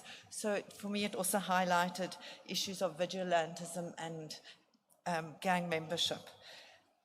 If we move on to our final speaker for this panel, Professor Talib. Professor Talib has experience in community-based participatory action research, community engagement and violence prevention. She obtained her PhD from the University of the Western Cape, which focused on the participatory development and evaluation of complex community-based interpersonal violence prevention. The focus was specifically on the promotion of positive forms of masculinity, safety and peace. She's currently employed at the South African Medical Research Council and University of South Africa's Violence, Injury and Social Asymmetries Research Unit. So welcome.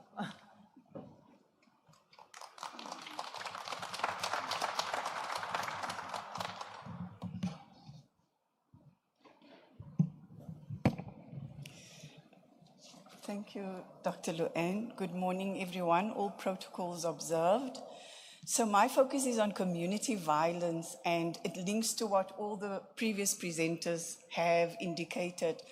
And in terms of the National Injury Mortality Surveillance statistics that Najwa presented earlier, it is important to note that targeted and effective interventions require reliable information or data on the scale of homicide, its various drivers, underlying patterns and trends, demographic factors associated with the particular risks, and situational pathways to violence and homicide.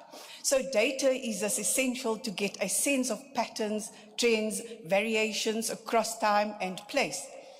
So the NIMS trends presented here also aligns with the current SAPS statistics, which has indicated in the last 3 quarters a marked increase in murder rates across South Africa. But however, homicide statistics, as Najwa presented, are regarded as the most reliable measure of violence, since most murders can be independently verified, because you can count dead bodies, but you can't count murders that are not reported, that are hidden, etc., etc. So for demonstration purposes, I will draw on data from a study on everyday violence across 2 low-income communities within the Western Cape and Johannesburg to reflect on community violence, the cyclic nature of community violence, as well as notions of killability and dieability. So violence in communities disproportionately impacts youth and young adults, particularly males, as you have seen, leading to higher rates of injuries and fatalities amongst this cohort. Community violence refers to exposure to intentional violence that generally occurs within public spaces between individuals who are not related, but who may either know one another or may not know each other, or like we say, they are strangers. So community violence includes violence in institutional settings such as schools, workplaces, youth violence, random acts of violence, assaults, or group fights and shootings in public spaces, such as on streets. Community violence can be experienced through direct victimization or indirectly by witnessing or hearing about the event of violence. The question for us is, why do we have such high levels of community violence? So we know that there are a multitude of co-occurring drivers that predispose individuals to violence, including what was previously mentioned, hegemonic notions of masculinity, issues of power, and easy access to weapons, high availability of firearms, legal or illegal, a widespread sense of lawlessness in certain communities, vigilantism, regular violent protests, and corruption within the criminal justice system as well, or irregularities, as was mentioned earlier, in the court systems. So of particular importance in the South African context and relating to community violence is concentrated disadvantage, which has been identified as one of the key community-level predictors of violence, and which can be traced to the apartheid legacy of systemic violence and racial segregation, because, let's face it, the poor still remains where they are and where they have been for the last, I don't know how many years. So this includes high levels of poverty, unemployment, lack of social capital, inadequate infrastructure, high population density, family disruption, youth disengagement, and racial segregation. So in our study across the two communities, what one participant said is that they have 14 people in their household, a very tiny, small, one-room household. So another person said, it's raining outside, it is winter, it's raining outside, but it's storming inside the house. I'm awake all night, scooping up water, pouring it out all night. And another person said, it's worse now than what it was before COVID. There is no work, there's nothing. Everyone wants something. So gangsterism has an advantage now to make things better for you. And that's why a lot of the young people within communities, within low-income contexts, turns to gangsterism because it's a lucrative business. They get an income from there. So low-income marginalized communities characterized by disadvantage was found to have significantly higher rates of violent crimes. So youth are at an elevated risk of being exposed to violence. In a recent study across 10 African countries, including South Africa, Adekoya found a correlation, there's a relationship between an increase in youth unemployment and violent crimes.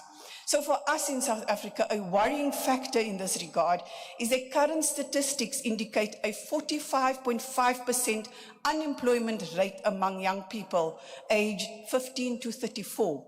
These are the same young people that are identified as being mostly, okay, let me just move. So there's this cycle of violence. In communities where violence is prevalent, violence can become normalized, perpetuating a vicious cycle and which is difficult to break. And exposure to community violence has been repeatedly linked to antisocial or delinquent behaviors.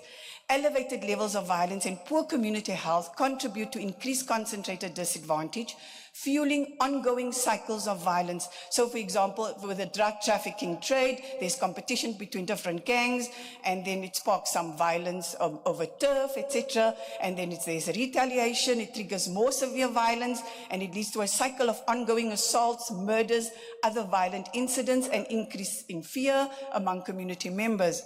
And as violence spirals, the community becomes more disrupted, social cohesion is broken down, communities are not connected anymore, residents may feel unsafe to leave their homes, resulting in a breakdown in community structures, etc., etc.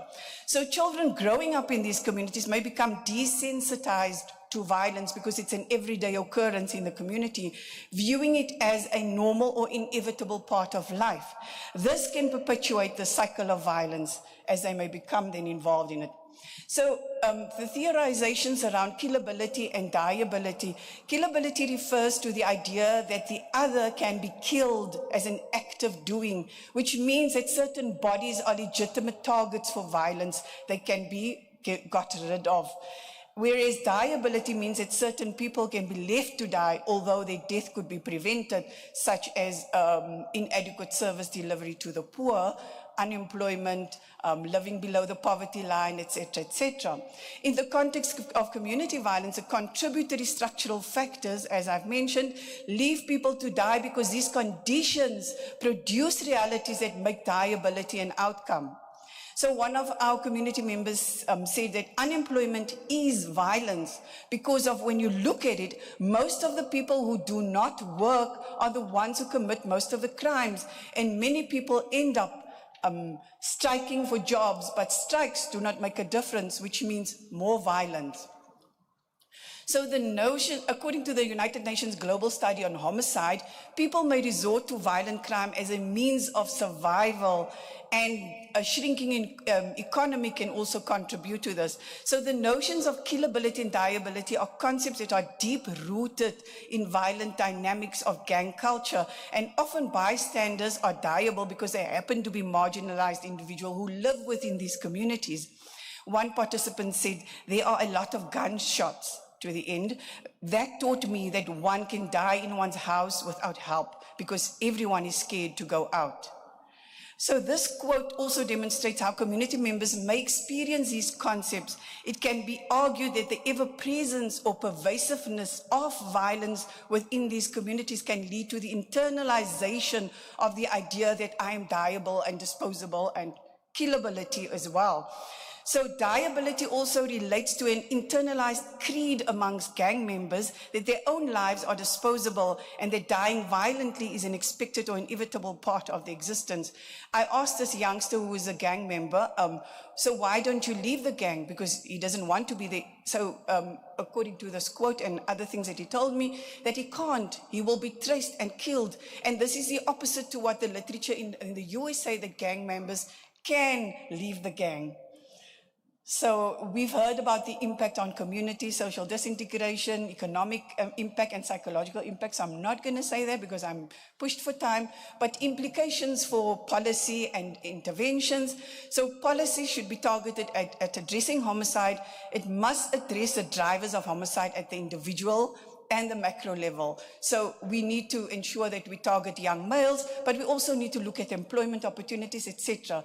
We need to have structural interventions, access to education, skills development, targeted employment progress, effective criminal justice system. And we need to focus on gun violence as well. And multi-sectoral collaborations such as we have with the NIMS are extremely important.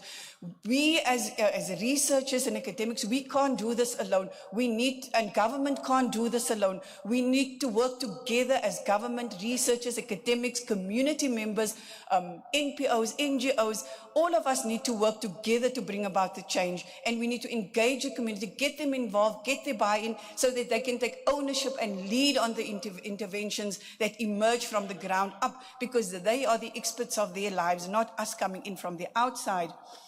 And I'm pleased to say that, to hear that the Mpumalanga MEC is paving the way to addressing many of these recommendations that I have cited to address community violence, as indicated by Dr. Palani, and they are on their way to paving and achieving these for the 2030 agenda. So aside from policing and effective criminal justice systems, we also need a government that, and leaders like yourselves that will lead the way and pave the way to achieving the 2030 agenda. Thank you.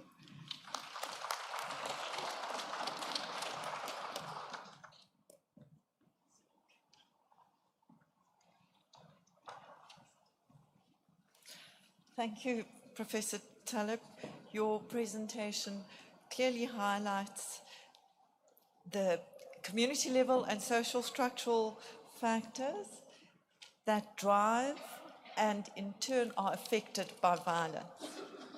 Okay, so now we'll open the floor to questions for the panel. I think we'll take a few questions first and then we'll let people answer. So I can't see hands up. Okay, you're making notes. All right, go ahead. Can't hear.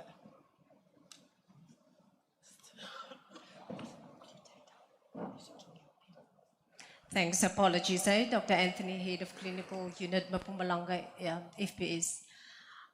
I just want to say two most important that came from the panel, and thanks for the panel's input there. So it was socio-economic circumstances, and then the other one was youth. So those two, I just want from this province for the way forward for the 2030, that I already indicated about the child death review studies. That's very important, and that's a multidisciplinary team that's normally involved. So one of the most important there, we already touched on SAPS, the NPA, but Department of Social Development need to be key in this specific child death review in order for us to move towards the 2030 against the violence because of those youth and the socioeconomic circumstances. So from a FPO's point of view, we're dealing with the homicides and the suicides and mostly youth. So why can't there be a compulsory referral to DSD? Certain cases that we need to refer to DSD. DSD need to report back then to the pathologist, indicating what they intervene with on a socio-economic level. And then with follow-up discussions, we can actually be involved with these type of cases. We know about violence at home.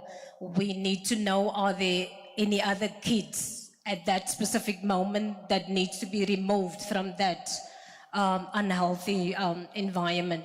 We need to know about neglect that cause death, all those stuff, but like Department of Social Development is key.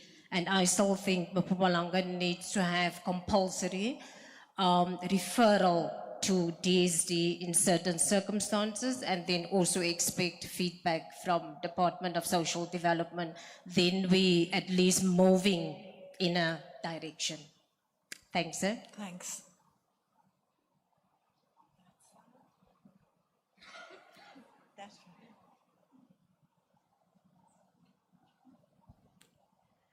Thank you, and all protocol observed.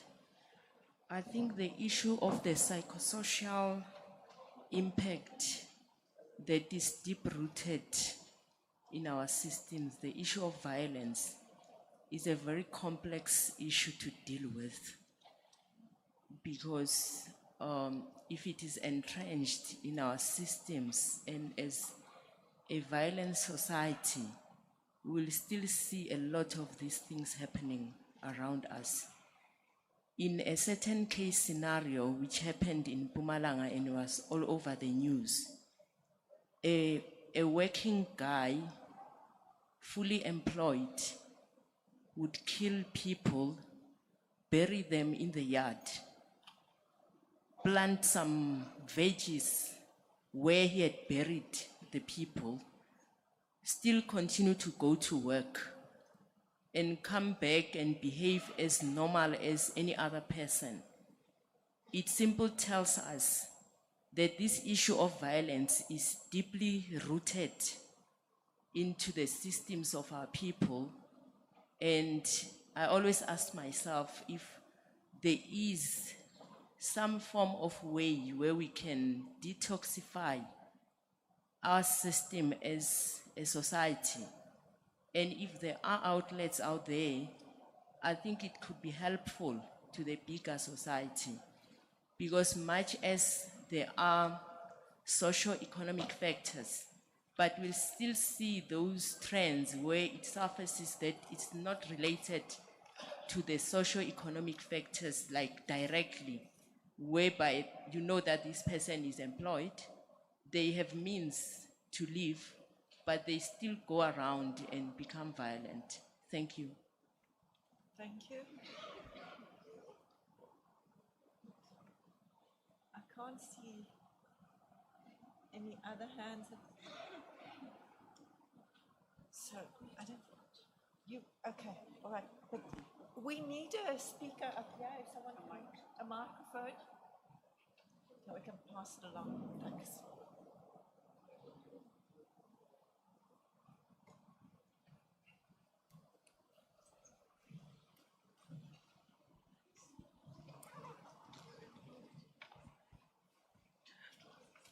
Thank you for the last comment.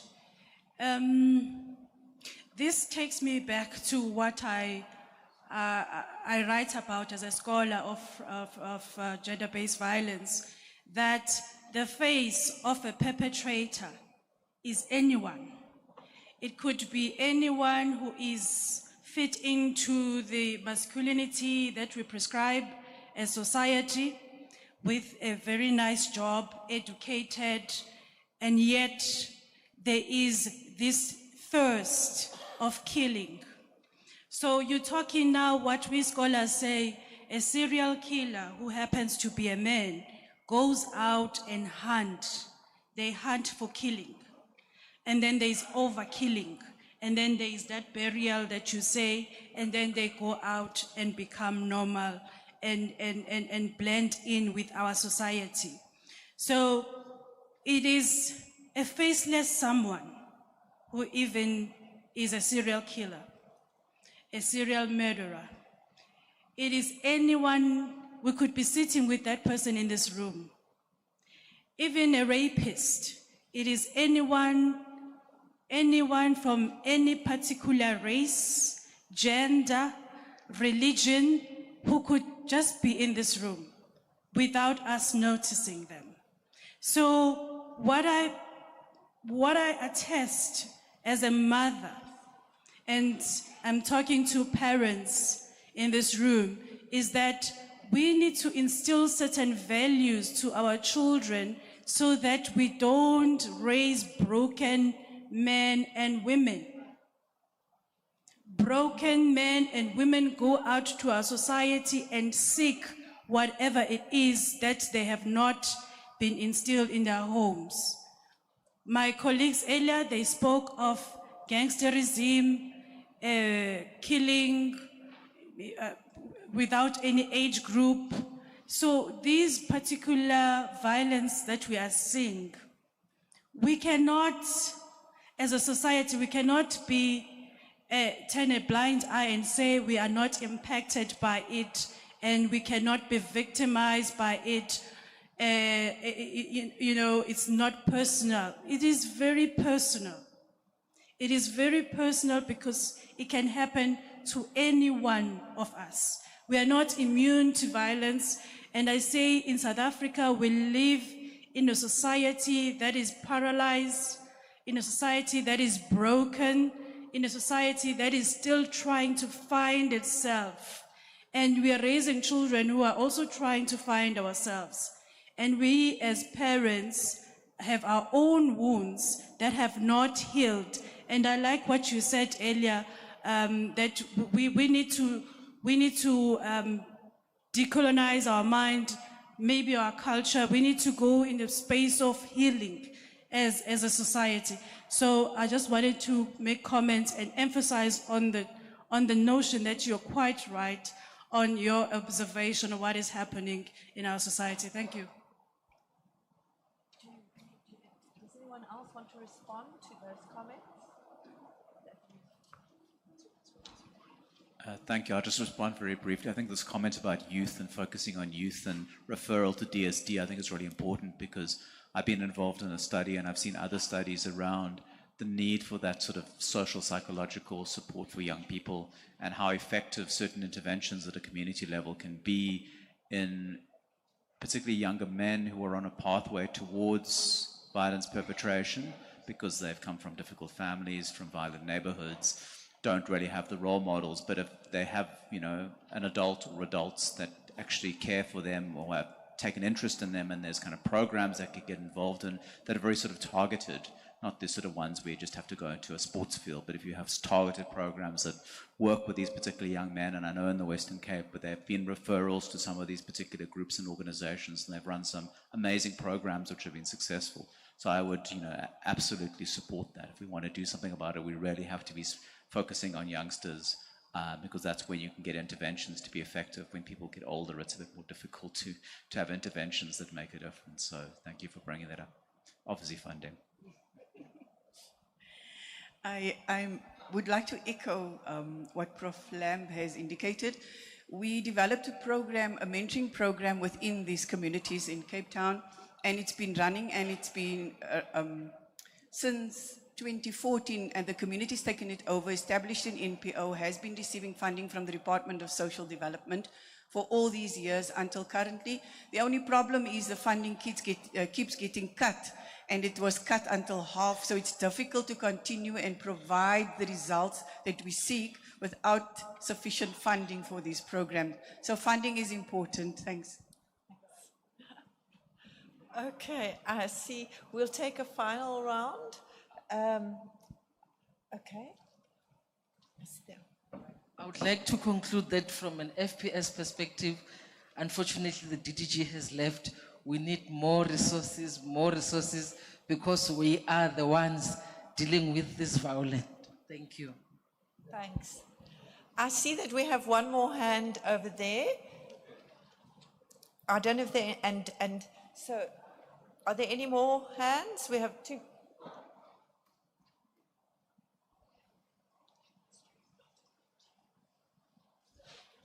Good morning. My name is Dr. Benita Nell. I'm Director of Childline in Mpumalanga. And the talking about children is bringing chills to my bones because I think it's what we are doing. One of the things that I want to confirm is since COVID, we've seen an increased level of no hope, no future, children being through poverty and so on. And I think when I see the increased statistics on suicide of children at that young age start making sense in my mind. So definitely, the second thing I want to say is children is often the violent victims, the silent victims, because everything happened to parents and families around them, and nobody stopped and asked the child, what happened to you and what did you experience and how is this going to affect you growing up in your future? So we do have to look at programs or ways where children would feel comfortable to share what their experiences was during the violence that happened in their society or in their home or with their friends in school. And we find a lot of that if we just look at the media and statistics. That's my comment. Thank you.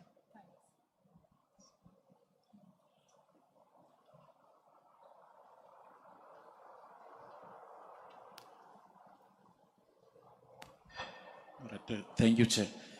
No, one quick one.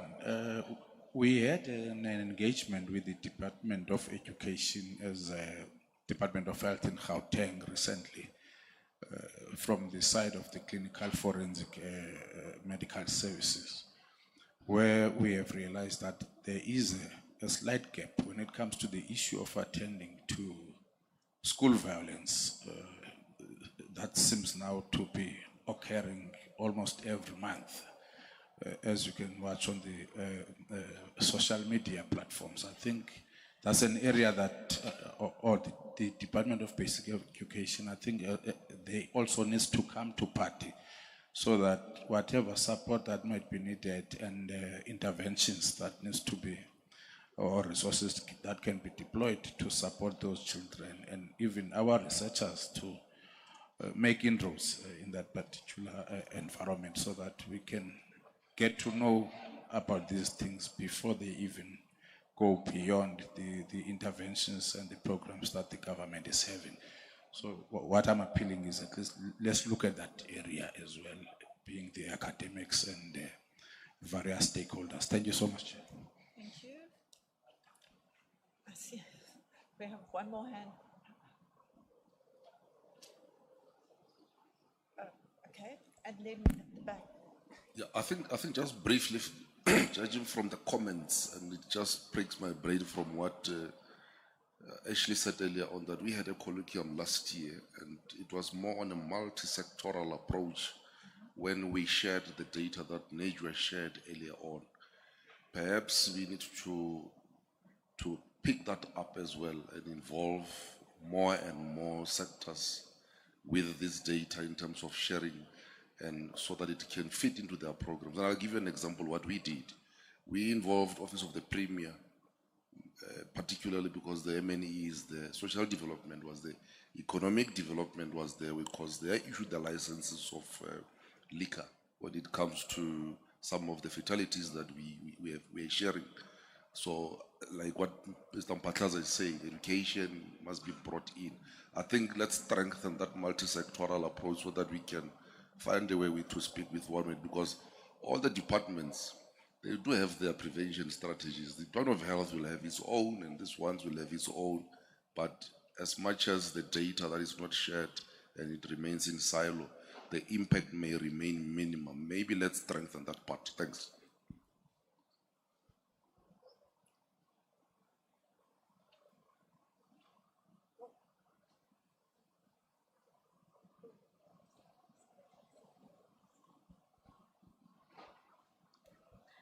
Thank you very much. I think I've got two questions. In the research presented, there was some insight on how the sentencing varies between the males and females. How can we advocate for some equality or some a system that sentences in a way that doesn't favor one sex over another? And my second question is that we always advocate for research-informed interventions. With all the research that has been presented today, how will it then inform the implementation that happens on the ground? How do we get it to organizations that work on the ground so that they use that to inform the proposals they develop and the work that they do to address violence in communities? Thank you. Okay, I think I'll let the panel answer those two questions, whoever wants to, and then we'll close the session.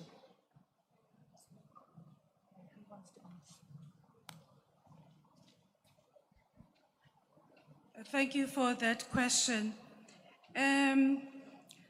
There's been a lot of advocacy around the issues of gender equality within the judiciary, and we applaud to the latest resulting of Chief Justice Maya's appointment. And therefore, colleagues, we are of the assumption that she's going to be the ear for us as advocating for gender equality, and then there will be implementation. But we do have progressive laws in South Africa. What has been lacking is the implementation of those laws. So now we are hoping the current Chief Justice Maya is going to emphasize on the implementation of that. I'm aware that this month alone, there was seminars, sort of this one, where they were looking specifically at gender-based violence and femicide and what to do with it within the judiciary system. So what the findings of that curriculum is going to be what we aspire to, that there will be emphasis on gender equality and the lives of women will matter in the justice system. Thank you. So with regards to your second question on research-informed interventions, I think the best way for us to go about this is to engage with the community using participatory community-engaged research. Like I said earlier, communities are the experts of their surroundings and their lives.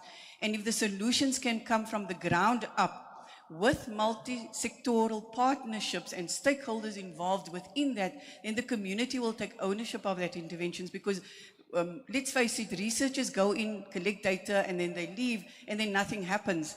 But if we follow that process, we can ensure that the community has something that continues and the sustainability of the interventions. And then also upscaling is important, but upscaling cannot happen without money and funding, and that is the biggest challenge that these interventions, and we have very good interventions that are existing interventions. Some has not been piloted in the South African context, but it has been shown to work in other contexts. And so if it is adapted to our context, but we need funding to implement these on a large scale. Okay, thank you. I want to thank the panel, and we'll close this session and move on to the next item. There's a tea break first, then we'll move. How long is the tea break? 10-minute tea break, and then we'll come back for the next item on the agenda. Thanks.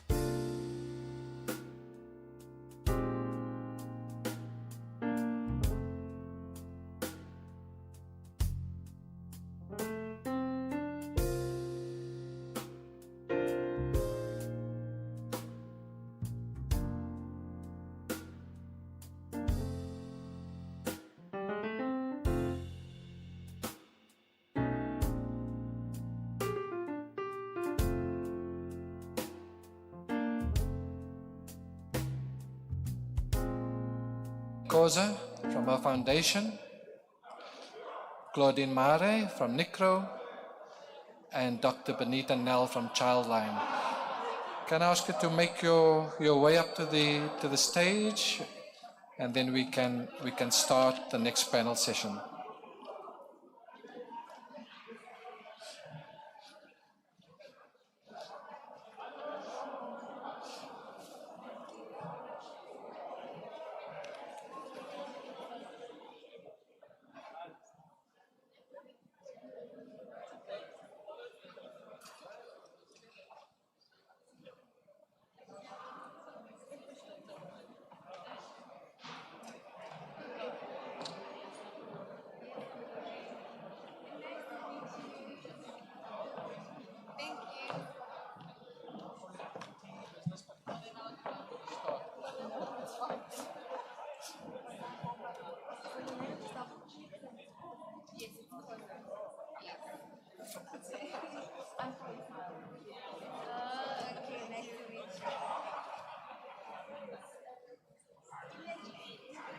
Okay, colleagues, thanks for finding your way.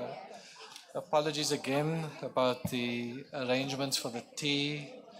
I'm going to introduce the chair of the next panel. This is Dr. Khawa Ismail. Dr. Ismail is a senior researcher at Unisa, and Khawa has a focus also on engaged research methods as well as community engagement as a mechanism from promoting safety. And Dr. Ismail has also had a long-standing interest in the factors that promote participation in research and safety interventions.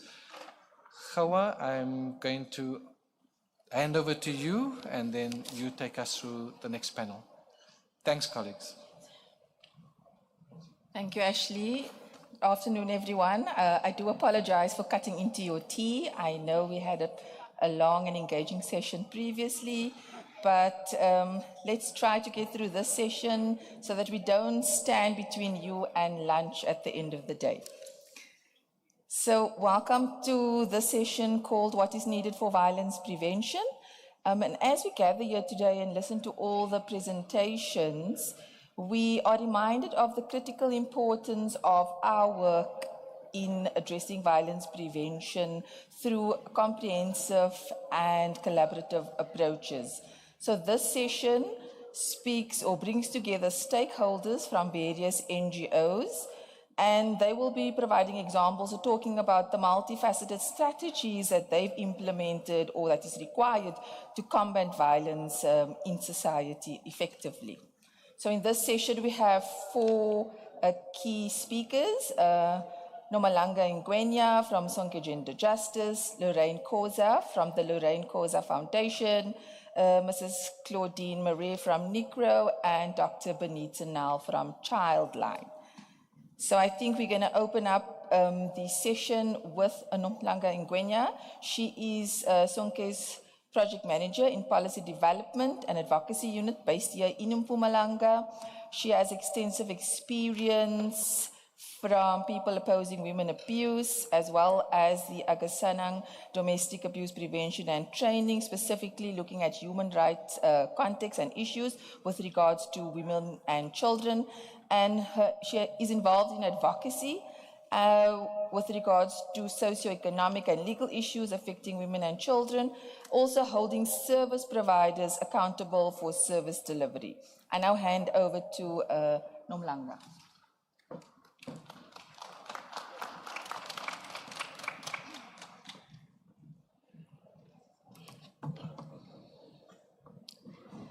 Good afternoon. I would like to greet everyone this morning and observe all protocols that are within our midst this afternoon. I'm from an organization called Sonke Gender Justice, which was established in 2002. And Sonke Gender Justice has established a growing presence on the African continent and plays an active role internationally. We work to create the necessary change for men, women, and young people and children to enjoy equitable, healthy, and happy relationships that contribute to the development and just and democratic societies. We pursue this goal across Southern Africa by using a human rights framework to build the capacity of government, civil society organizations, and citizens to achieve gender equality, prevent gender-based violence, and reduce the spread of HIV and the impact of AIDS. Can we go on to the next slide, please? All right. Okay. So when we're speaking about what is needed to prevent violence in terms of policy, capacity, and the mobilization of partners, we need to first understand who is at risk. And for us to understand that, we make use of various research. Sonke Gender Justice, the term Sonke means everyone, so it's inclusive of everyone. And we go into spaces where men are part of us, and they are saying to us that, but you're always talking about women. And what we always highlight to them is who is mostly at risk and who is mostly vulnerable to gender-based violence and femicide. And I want to highlight that we're talking, when we talk about persons at risk, we are talking about women and girls living with disabilities. We're talking about young and adolescent girls, older women, persons who identify as the LGBTQI+, women of ethnic minorities, and we're talking about refugees and migrants. So if we establish who is at risk, we avoid a situation where we implement strategies that are a one-size-fits-all approach, because a strategy that addresses a woman's issues can't talk to a strategy that addresses issues of young and adolescent girls. And as we do that, when we do develop strategies within the community, we need to understand what are the contributory factors to violence. What are the actual contributory factors to violence? Not the root causes, but what continues to make it happen, because we've been fighting gender-based violence for quite some time, and we're still trying to address gender-based violence.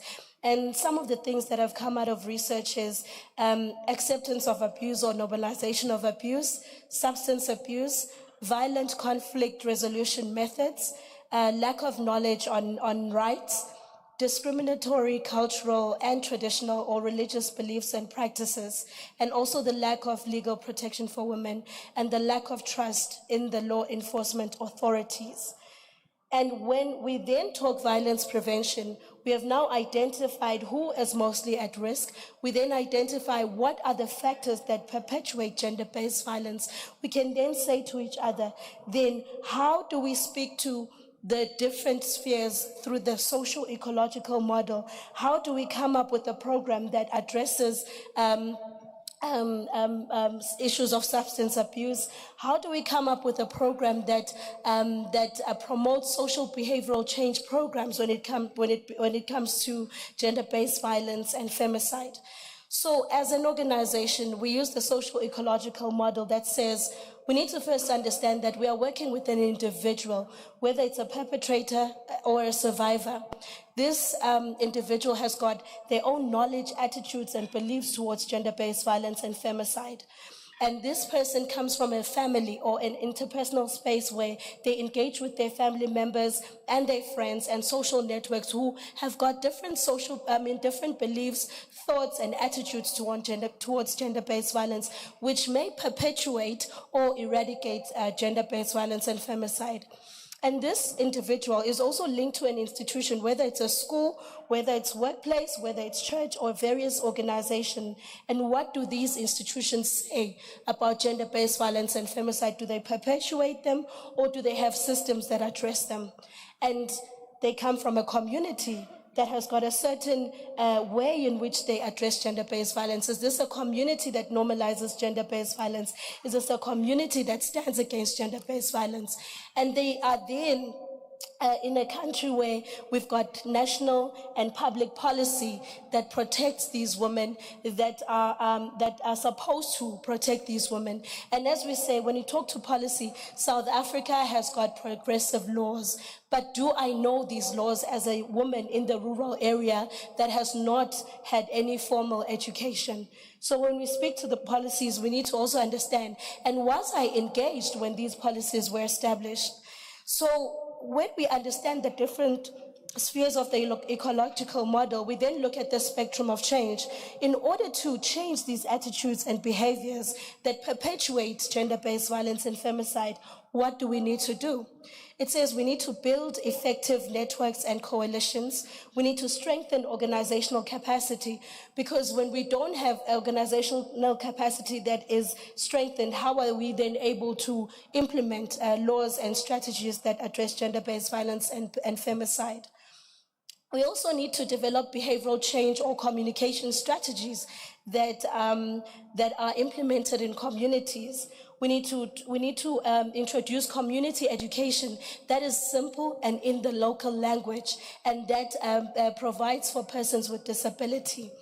We also need to build individual knowledge and skills for a person to either break out of a situation where they are in a domestic violence situation, or they are able to do better for themselves. And we need to be working with government to promote change and policy practice, because there are the trio laws that were implemented or amended recently, but not even the government institutions are able to implement them because they don't know them. And we need to work together to mobilize for communities. Lastly, practical ways in which Sonke Gender Justice, through the Inkanyezi project, in partnership with community civil society forums, how we've been able to prevent gender-based violence, or prevent gender-based violence. We have tried to empower women economically. We've tried to use, or we are using, transformative feminist approaches to tackle gender inequality, including in the home. We provide women and girls with safe spaces. We engage with male allies. We include women in decision-making at leadership level. We support local women-led and women rights organizations. And we have comprehensive GPV services that are established or are being strengthened, that are responding to women in a time of crisis and reduce women to more exposure to violence while increasing their chances of recovery and resilience. With that said, thank you very much.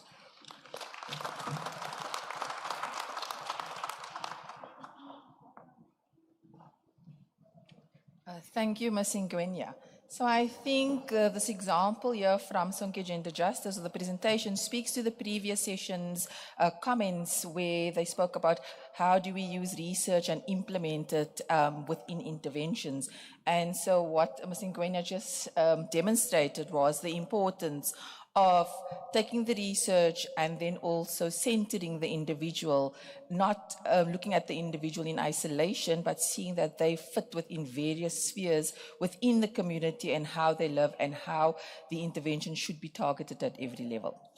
Our next presentation is by Ms. Lorraine Koza. Ms. Lorraine Koza is a gender specialist and founder of the Lorraine Koza Foundation, with 5 years of experience in promoting gender equality and combating gender-based violence and femicide, particularly in marginalized communities. She holds a BTech degree in internal auditing and recently completed an honors degree in gender studies. She serves as head of gender and treasurer general at the South African Youth Council and has received numerous accolades, including Social Justice Champion of the Year 2023, an honorary award from President Cyril Ramaphosa, and Mail and Guardian Top 200, to name a few. I now hand it over to Ms. Koza. Thank you.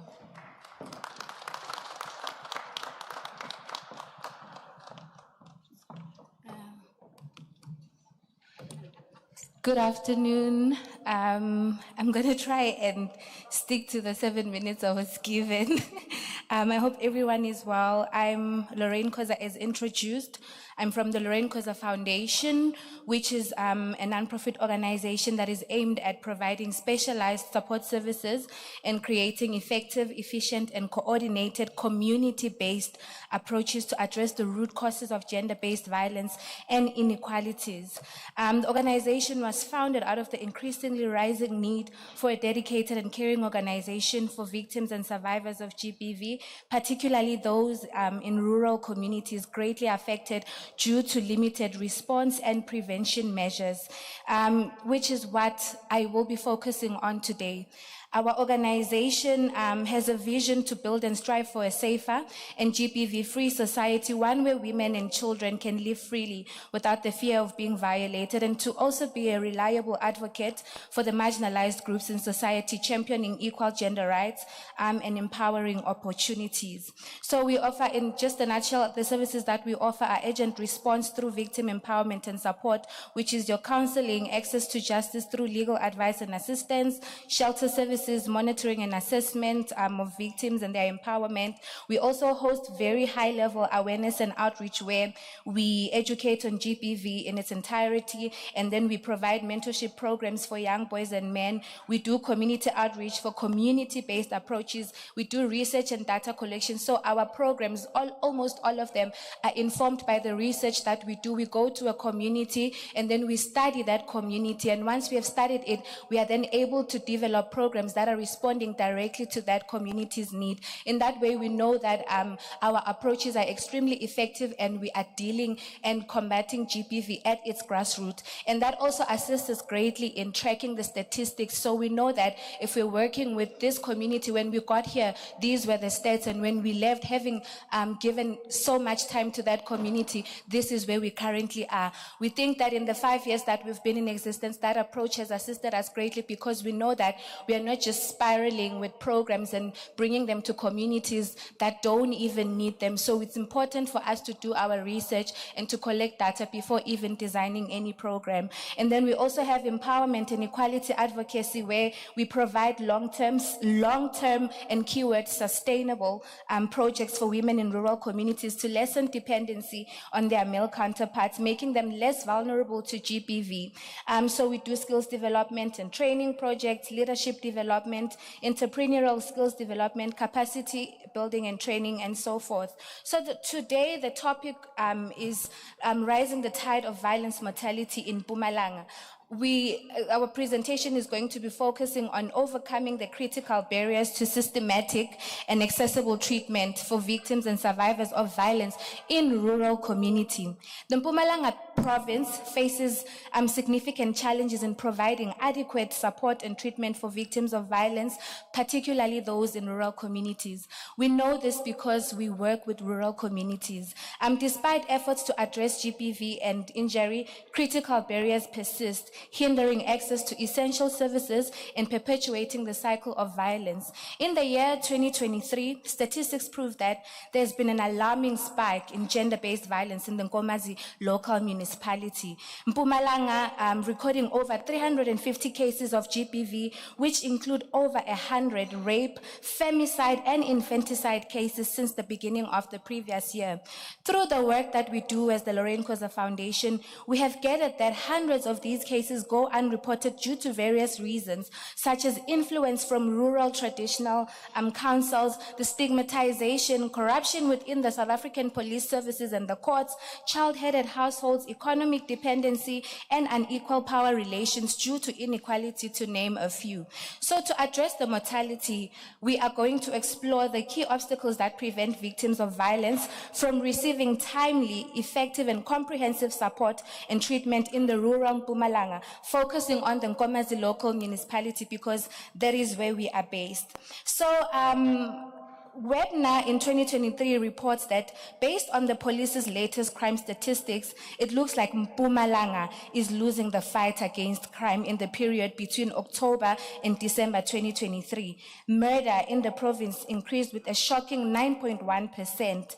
Victims of violence in rural communities face various challenges in accessing support services timely and effectively, and this is caused by the barriers that hinder the access to urgent response services. We, the Lorraine Koza Khoza Foundation explore these barriers within the Nkomazi local municipality, and we're using it as a case study because we, the Lorraine Khoza Foundation, are based in the Nkomazi local municipality, which is a sub-region of the Ehlanzeni region with 54 rural villages and a population of about 591,928. And shockingly and sadly, we are one of only 3 organizations catering to the needs and victims of survivors. So you can imagine the pressure that comes with dealing with these cases, and so with such a large number of clients with limited resources, because we are a nonprofit and we do know the challenges that nonprofit organizations, especially at grassroots level, encounter. So the following barriers are identified as crucial. Number 1, limited specialized support services. I'm going to speak on this because we do have a comprehensive approach, but we today are focusing on more of what the government and other stakeholders in GBV prevention, response, and intervention are concerned. So the accessibility of specialized services such as psychosocial support, medical services, legal advice and assistance, social work, forensic services, substance abuse services, specialized therapy, etc. are limited. The Nkomazi municipality, though equipped with support government facilities such as clinics, hospitals, social development offices, and police station, still faces an increased number of GBVF. Over 50% of the cases that we have encountered at our organizations are clients who receive post-traumatic therapy and have reported to having experienced secondary trauma from government facilities in the form of corruption and case infiltration from the South African, from the South African police services, closed dockets and involuntarily withdrawals from the SAPs. We've received clients who would come to us. Oh, is it time up? Okay, we've received, I'm going to wrap it up quickly. We've received clients that have come to us and we have reported that they've received messages of withdrawal when they had not withdrawn cases. That alone speaks of the problems that are faced in one of the government facilities, being the SAPs. The incompetencies from social workers has resulted to a number of households with unresolved cases. We also have an issue of language and cultural barriers, with the Nkomazi municipality sharing borders with 2 countries, being Swaziland and Mozambique, resulting to an influx of undocumented immigrants. We also have issues of financial limitations where not all villages have easy access to facilities, and as a result, clients are hindered from accessing services due to transportation and financial constraints. I'm going to give just one quick example of a village called Shuzindal, where you have to literally wait for a taxi to take people and go deliver them at their destination, come back, and then collect the other people. Imagine that being an emergency case, and clients not having access to not having access to their own vehicles or private medical care, have to be subjected to those conditions. So most clients in these villages are then okay, because I'm rushing, I'm just losing my thing. All right, so the villages in Nkomazi, so there's also limited community awareness and reach and data collection, where Nkomazi municipality, all the villages have tribal authorities, with each village having its own traditional leaders referred to as Tinkosi. And we know that in traditional settings, patriarchy thrives, and authority and the norms, they thrive in these communities. So limited awareness and inadequate data collection are major contributing factors. So we also have insufficient collaboration among service providers and the disparities in resource allocation in rural settings. We have experienced it, we are still experiencing the same thing, where you can't even get access to the office of the MEC at provincial level for a program. You have to dig tunnels to get access to these people in these offices, which is problematic because government has the resources, we have the ground, we know these people, we work with them every day. If we could collaborate and coordinate our objectives to complement each other, I think that so much work would be achieved. So in conclusion, we think that an increase in access to comprehensive support services, the development of a culturally sensitive and language accessible support services, the improvement in financial constraints, and enhanced and responsive community awareness, strengthened and data-first collaboration and coordination among service providers to address these disparities and lack of resources. We believe that by addressing these challenges and implementing effective solutions, we can reduce the violence, mortality, and improve the well-being of individuals and communities in rural Mpumalanga. Thank you.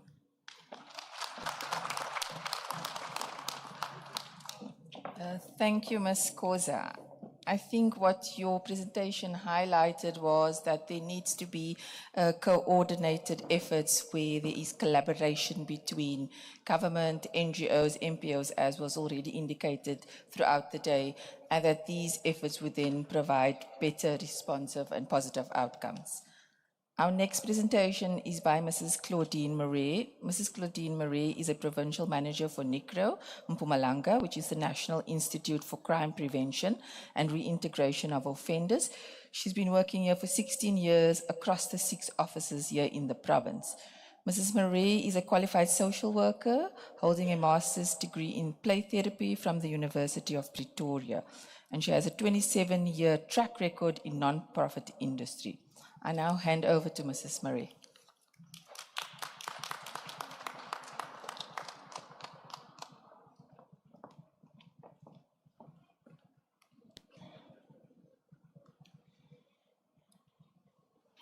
Good afternoon, colleagues. Let me just make sure that my voice is clear there. Thank you, and thank you also for the slides that you're running there as well. I'm privileged to represent NICRO. As indicated, I'm provincial manager for NICRO, and that we have a presence of 6 offices within Mpumalanga. Now, the National Institute for Crime Prevention and Reintegration of Offenders, that is NICRO, we focus on crime and violence prevention as well as the reduction of reoffending. We have a long history of working within the non-profit sector, being established in 1910. And we are one of the largest and longest serving non-government organizations in South Africa, having a rich history in human rights, juvenile justice, and criminal justice reform. DICRO identifies and addresses the root causes of crime and violence through a comprehensive approach that includes the identification and intervening with risk factors, behavior changes, community crime and violence prevention, as well as coordinated stakeholder engagement across government and civil society. Having an understanding of crime and violence, you will obviously also hear that as NPO, we not only provide services to the victim, but as well as to the offender. Our key service when it comes to victim services is giving a voice to the victim, as well as our rehabilitative focuses on those who are accused and of course found guilty of crime. What is the concept of crime in South Africa? It is defined through both common and statutory law. It involves any act or omission that violates established rules or laws which a governing authority can adjudicate through mechanisms like the criminal justice system. As an NPO, we are a key stakeholder working very closely with a number of criminal justice sector stakeholders. And that includes the Department of Justice, the NPA, Department of Social Development, Department of Correctional Services, just to, obviously those are the key stakeholders that we work with, and of course subs. Essentially, when we talk about crime, it refers to actions that are prohibited and punishable by law, whether or not they've been reported to or detected by law enforcement. The World Health Organization, of course, we've spoken a lot about violence, so I won't go into that, but the key thing of there is, of course, violence is the intentional use of physical force or power, threatened or actual against oneself, another person, or against a group or community that either results in or has a high likelihood of resulting in injury, death, psychological harm, maldevelopment, or deprivation. And the nature in South Africa, unfortunately, the nature of our crime is extremely violent, of many of those crimes. When it comes to crime and violence prevention requires an understanding of the various factors driving these issues. And the concept of prevention hinges on recognizing that crime and victimization are influenced by a myriad of causal and underlying factors that is already mentioned during our previous presenters. But we need to also acknowledge that these factors include circumstances and conditions that is affecting individuals, families, and communities, which facilitate both the perpetration of the crime as well as the risk of victimization. So by addressing the root causes, targeting interventions to vulnerable groups, and incorporating the feedback from that affected communities, we can develop comprehensive strategies across departments, across civil societies, to enhance the safety and well-being across society and in South Africa. So crime prevention is also then defined by the United Nations as a set of strategies and measures aimed at reducing the risk of crimes and their harmful effects. This involved intervention to address the multiple causes of crimes and mitigating its potential impact on individuals and society. According to the WHO, violence prevention involves interventions such as enriching childhood development, providing parental training, addressing societal factors like alcohol availability. This also includes interventions to address GBV, violence against women, services to vulnerable groups, including individuals with disabilities, the elderly, women, children, LGBTIQA+ members, foreign nationals, sex workers, the homeless, and young men. We have much of our crime prevention services is incorporating the integrated crime and violence prevention strategy. And of course, this represents the government's core response to preventing crime and violence in South Africa. As you may know, the key aspects of the ICVPS include focus on prevention, addressing socio-economic factors, building safer communities, collective and collaborative efforts involving both state and non-state factors to foster safety. An integrated multi-sectoral strategy is crucial for addressing crime comprehensively. Briefly on necro services, we recognize that criminal behaviors arises from the complex interplay between individual traits, personal challenges, and negative environmental influences. Our necro staff consists of qualified social service professionals that utilize psychosocial assessments to identify risk factors for criminal behavior, protective factors that may protect that individual from reoffending, and the client's propensity or willingness to change his criminal conduct. By identifying and addressing these risk factors, we aim to strengthen and build on existing protective factors within the individual, within the family, within the community, to help these individuals and communities resist and overcome risk. We utilize evidence-based practice to facilitate behavior change through a structured process. So our community crime and violence prevention is also based in research, advocacy and lobbying, and work with communities, schools, as well as individuals. We provide effective early support to children and adults in conflict with the law through diversion and non-custodial services, with cases being referred by the criminal justice sector. We support the successful re-entry of former offenders into society, aftercare support services, and developmental interventions. We also promote healthy lifestyles and personal development, individual and group interventions, training and workshops to community-based organizations, government, and corporates. I'll just, as a last bit, just share some of our successes where we have trained individuals, and we actually have developed that training on integrated crime and violence prevention strategy training. This is also available online, and that we would base that also in capacitating community members. It equips community members with knowledge and skills to implement on a practical level the ICVPS in their community. And these community members are known as change makers.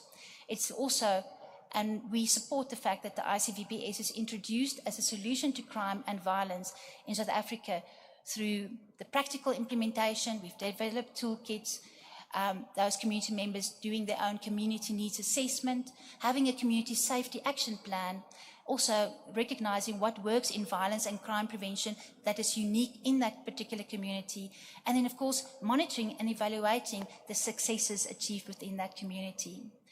I think I will be ending my process here but just very briefly saying that we did research in 2016 about the challenges to integrated crime and violence prevention strategy on a broader scale, just briefly stating that issues with regard to local service delivery issues were identified, coordination challenges within government to apply this, community participation, and of course resource and funding model challenges. As we said, NPOs and government, we require funding and also having across different departments to develop this, and also making use of integrated information systems for better oversight as well as tracking of interventions.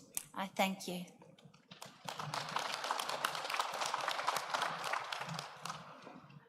Thank you, Ms. Marie.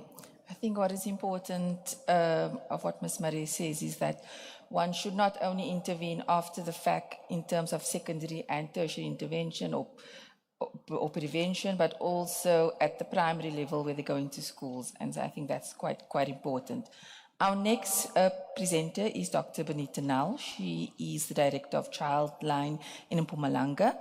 It was founded in 2003 and she's been there since the beginning. Dr. Nal is a qualified social worker who completed a master's degree in medical social work, cum laude, at the University of Pretoria, and proceeded to complete a PhD in social work at NW, or Northwest University, focusing in management of non-profit organizations.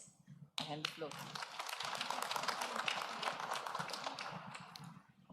I can say good afternoon because I think we passed 12 o'clock and now my laptop wants to die. Okay. Good morning, everybody. You all got a paper and a pen?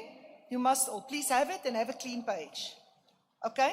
Because I'm from Childline, I'm not going to be like anybody else. I'm going to be like a child because we want to work with children, then we need to be able to work with children. Do you have your pen?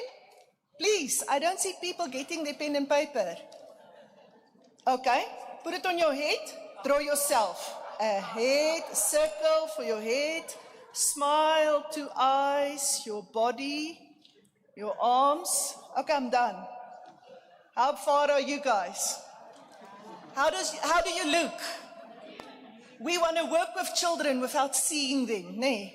We want to give our opinions and we want to work. So my presentation is going to be really practical. I want to share what we have done. I know there's a lot of very influential and very knowledgeable people from government that make the strategies and that think about all the budget and all the things. And I don't want to duplicate what they do. I just want to continue and tell you what we find when we work in society. So I'm from Childline in Mpumalanga. We are the 116 helpline in South Africa, legislated by ICASA, to answer all calls of children. It's free of charge to our 116 line.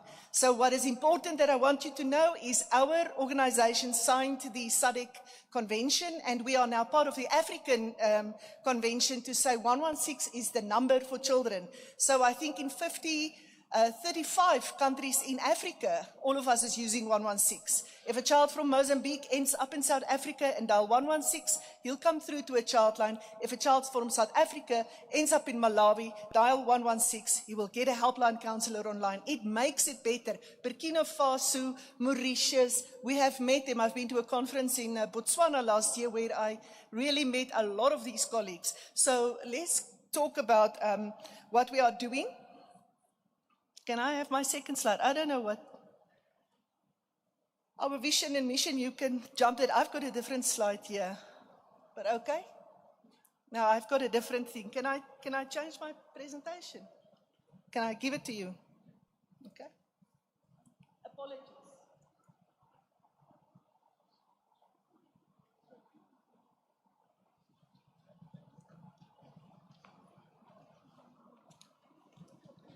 Okay, so I'm so sorry, but I need you to see where we work, because we can't draw on top of our head without knowing what's going on. So I'll see now if you can have my slide on. I think I got mixed up with the slides. Is it going? So in the meantime, let me explain. At Childline in Mpumalanga, we found a lot of children coming to our office with parents. And a lot of the parents is female, and they have been through some kind of violence. So we cannot treat the child in isolation alone, and we started interacting with the families, and we ended up working in the gender-based violence field. So if you look at the map there in front of you, we are currently working in 18 provincial hospitals in collaboration with the Department of Health. We're working very closely with the forensic nursing staff. We work with people that come to a hospital with gender-based violence and domestic violence, Children Act violations, and we provide the psychosocial care and support in that environment. So we've got social work teams in those hospitals. I've got my manager from Kangala right here. Next slide, please. And this is what we have been finding. Now, we are funded by USAID under the DREAMS program, and the whole approach is from an AIDS prevention approach. What I've heard today here is totally from a violence prevention. And it's so interesting to see the interlink and the collaboration between, and how we serve the same people but not knowing each other so well. So if you look at it, in Dipalising there isn't a hospital, there is a clinic, Siatemba Clinic. So we work with a clinic nurse. I am under the impression that there will be a hospital opening soon because a lot of people from Dipalising, and that's there just below Gauteng and Free State. They're going to Heidelberg for treatment. So where you look at our higher numbers in Kumasi, and it's been mentioned today, we have seen 754 women, children, adults. And then also in Governor Mbeki, which is Evander, Betal, Secunda, that area is also where our highest target is, where we're working. These targets are set for us by SANAC, Mpumalanga AIDS Council, and then we work with our funder, USAID, and we provide the service there. Next slide, please. So how did we find these people? Department of Health, Forensic Nurses Service, so 44% of our clients came from them, which is 2,236 when they report at the hospital. 75 of these clients was calling our 116 line and saying, help, I don't know what to do, my mother has been suffering, some uncle has been touching me or whatever, and we could respond. Department of Social Development, EDC is an educational-based environment. PPPref is where the hospital is providing services to prevent HIV spreading, and they refer that there's been some violence, and we respond. The South African Police Service is 28% of what we have reserved in cases, and then self-reporting was also 28%, which makes me excited because we do a lot of awareness raising programs and saying this is where you can link for a service, please come to us. And if already almost a third of our cases come from self-reporting, it means someone somewhere is hearing us and starting to understand the process. WITS RHI doing the testing for us, the SRH, they reported 20%, and then there was other reporting. So what type of cases did we get? Sexual violence was 75% of all of the cases that we've been dealt with, and then domestic violence 30% and 5% Children's Act offences. So just that you understand from what point of view am I providing today. So if we look at violence prevention, Childline works very strongly in schools to do prevention of child abuse. And we have linked that with sexual violence because sexual violence is a form of child abuse that we deal with. So mobilizing the communities to participate in crime prevention is not always easy. We have gone through the tribal routes where we found partnerships with the traditional leaders. We've gone to government, municipalities. We serve on the local AIDS committees, and we serve on district AIDS committees. We report, we work with partnerships. We believe that blaming is not getting anyone anywhere. We want to make a difference for our children, and therefore we stick out our hand and say, you know what, we all have problems, let us fill the gaps. So when we find the traditional societal cultural toxic masculinity is difficult. Sometimes you find a girl that have to endure her father's rape because he brings home the money, or her mentally disabled brother sexual abuse. And then when you approach the family, they will say, but you know, he gets a social grant for disability and the family cannot survive without it, so she can't. And we step in and take her away from that environment that is not safe for the child. And the family need to decide if they're then going to continue. But we cannot allow that they keep the child hidden and suffering. That is not okay. And families don't understand. We've had a case where a child went with a taxi to school, and then one day when they, oh, my time, no, okay.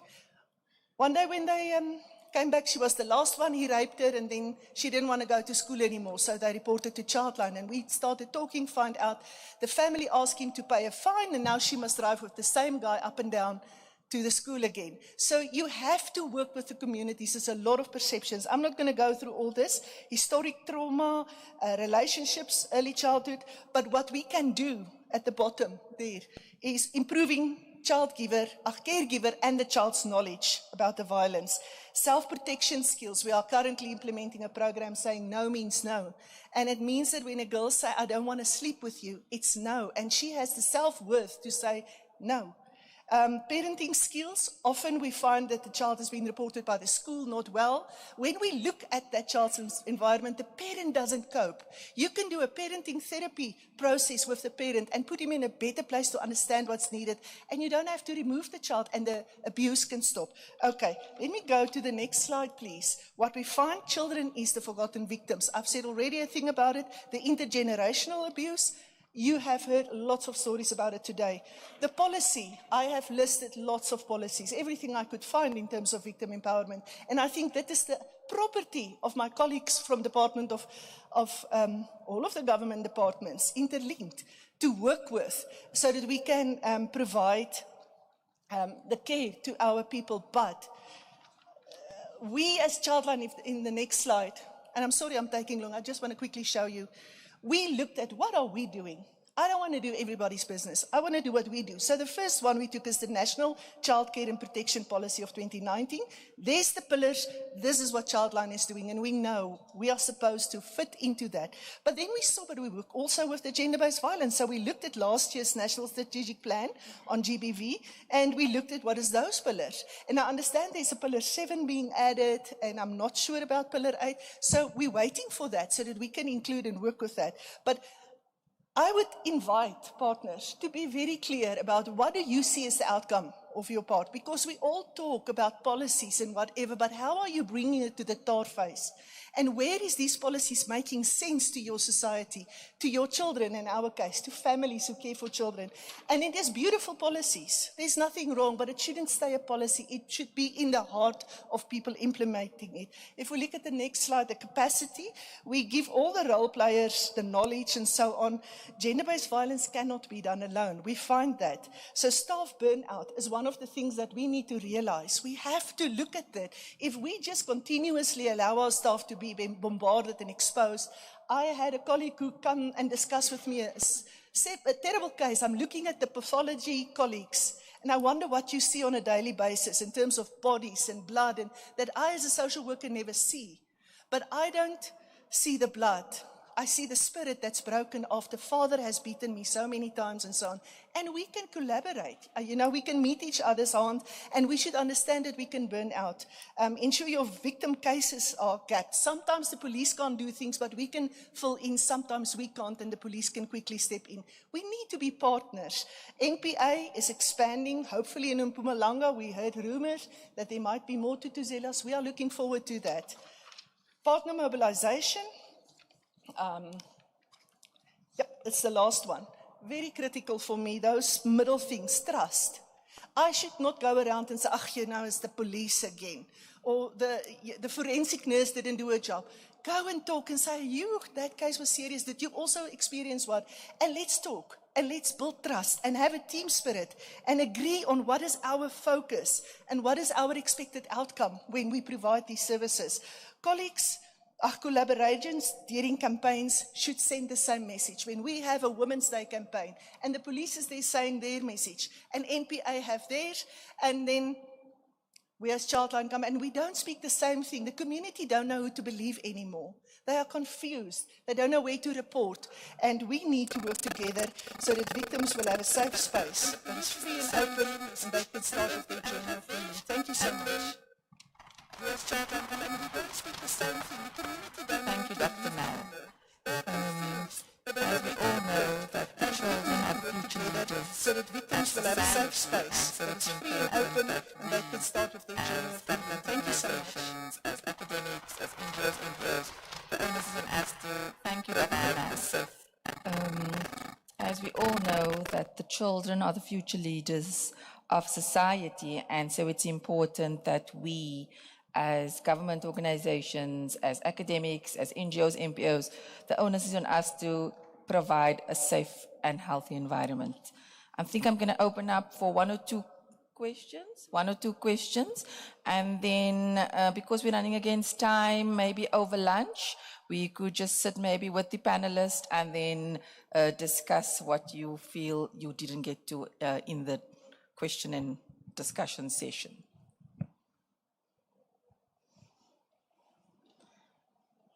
I think everyone's hungry for lunch and no one's putting up their hand.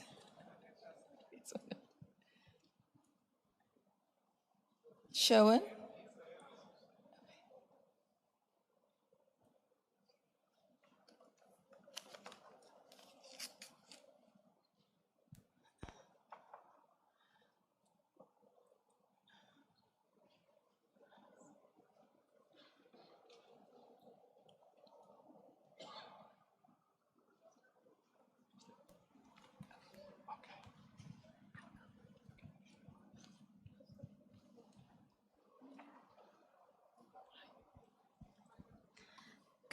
Good afternoon, colleagues. I'm just going to be shorter.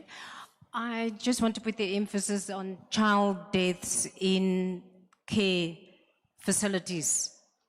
So that also needs to be emphasized, that red flag with children dying in formal or informal care facilities. So yeah, if our province can just move towards that flag it, and then also involve the Department of Social Development. But informal, or whether you're looking after one or two kids, whether you have a creche or a larger childcare facility, but just the red flag, all deaths in childcare facilities, because there might be deeper problems regarding that. Thanks, sir. Thank you. Would any of the panelists like to respond to that? Again, it brings poverty in. Often you find that people will look at the whole neighborhood's kids, untrained, incapacitated, with limited infrastructure, and it can lead to the child's death. So I agree. It needs to be more rigorously monitored. Thank you. I think we're going to close this session and then, one more question, and then we're going to close the session. Thank you to the panelists. And the new trend of suicide, you also need to look at... Sorry, can you just speak up a little? We can't hear you. The new trend of suicide amongst the elderly, which is more often linked to the demands made within households. I also think that you also need to look deeper also on those ones, because we are seeing a rise on the suicides. And because we only focus as forensic to the post-mortem itself, the issues that are involved, the social issues that are involved within households are often overlooked. Thank you. Any comments from the panelists?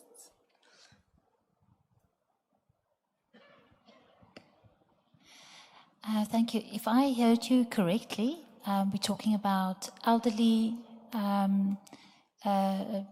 mortality rates, and of course the suicide and as well as neglect. Okay.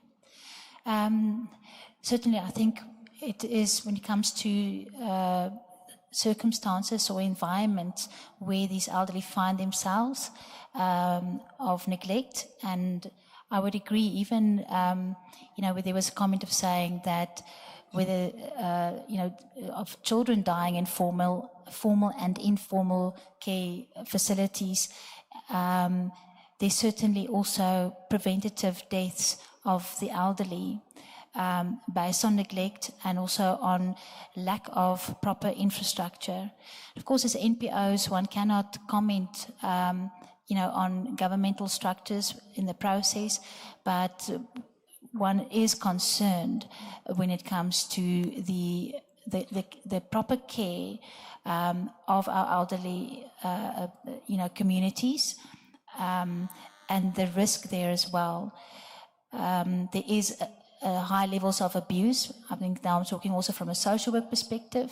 There's high levels of abuse based on even your gogo who would be in a family setting where the whole family is dependent on that gogo's pension fund. But the last person who's receiving, the benefit of that funding is actually the elderly person, him or herself. So one is most definitely concerned about that prevalence. I do think so the research that is combined with that, but that's also where it is a cross-departmental requirement. For me, it's such a pity that the Department of Social Development is not present here today, and I'm looking forward. Actually, would want to recommend that certainly with future colloquiums, that your individuals that plays a key role together with the Department of Health and then of course social development. Say, but what is the target areas? What is the hotspots? And also in ensuring that that there's higher prevention and less abuse also of our elderly, because there is a lot of preventative, or should I say, unavoidable deaths, as well as murder of the elderly. And I think that's what we saw there in the statistics. So cross-governmental collaboration would be essential in addressing that challenge. I hope I've at least partly responded to your question there. I just want to thank the panelists again, and to the rest of the group, please do engage with them over lunch. I hand over to Prof. van die Kerk now. Thanks, thanks, Dr. Ismail. Let's give the panel one more hand. Thanks. Colleagues, we're getting to the end of our session, so let me call up Mr. Ndlovu, the Chief Director of Planning and Health. And let me also call up Mr. Mbiza from Unisa, if you could join me on top.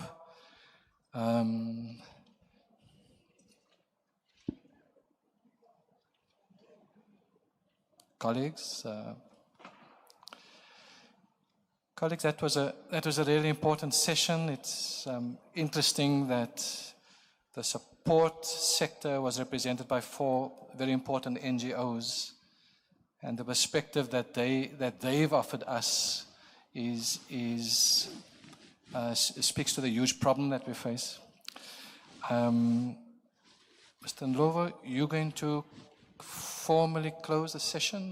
They'll offer us some closing comments, and after you've done, we'll have a colleague come to do the thanks. Thank you. Yes, please.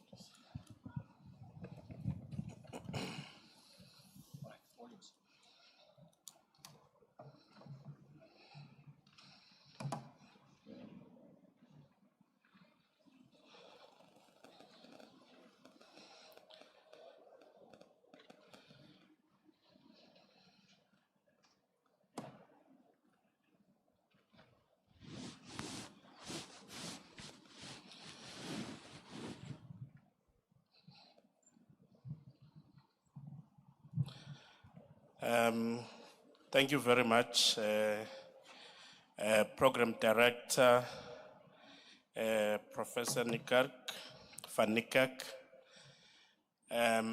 Greetings to the DDG from our department. Greetings to the stakeholders that are here, especially from the academia, the research, and also civil movement. I greet you and good afternoon.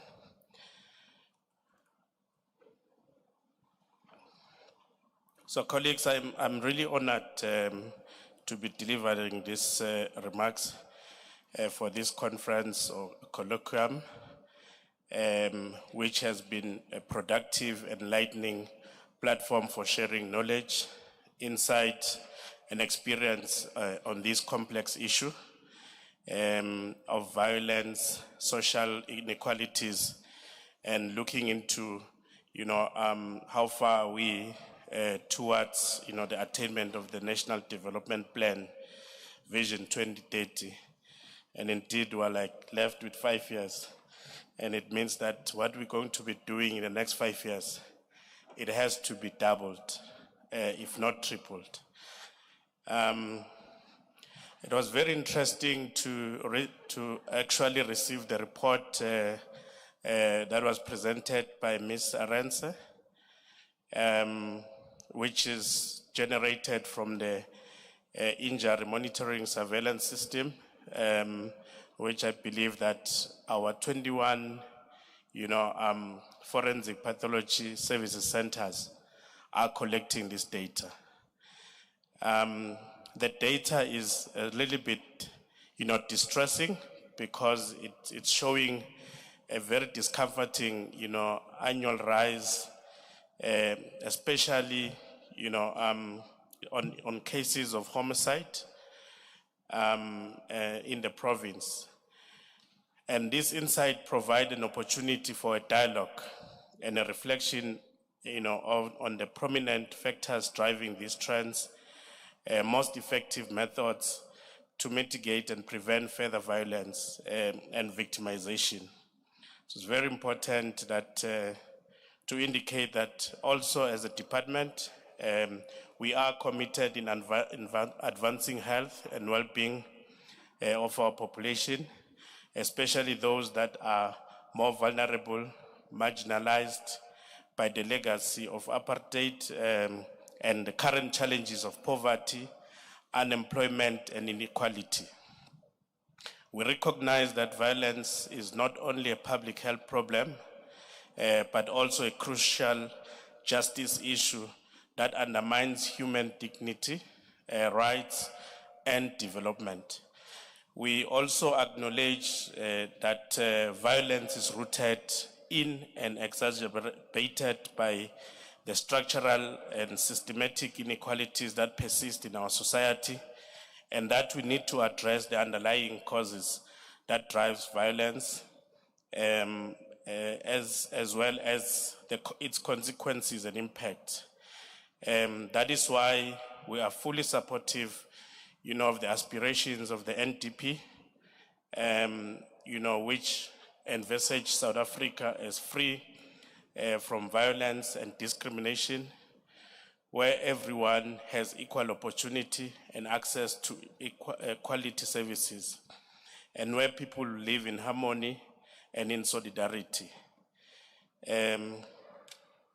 So the NDP, also give us a roadmap and a framework for us to achieve this vision, and what determined to play our role in its implementation, monitoring, and evaluation. In this regard, we as a department, we are and we have been aligning our departmental policies, plans. That is why I think we are number one in terms of, collection and reporting of surveillance data on this area. So it means that we are taking it very seriously into our policies, and it also gives us, I think these results came in a right time. We are starting our planning process for the next 5 years.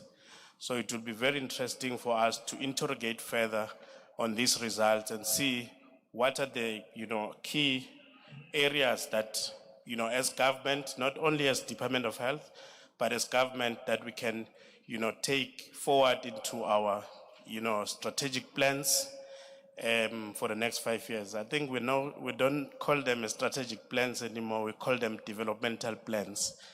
So, so it will be very interesting for all the, sector departments that are involved in this area. So our key initiatives that this colloquium has undertaken is the establishment of an injury mortality surveillance system.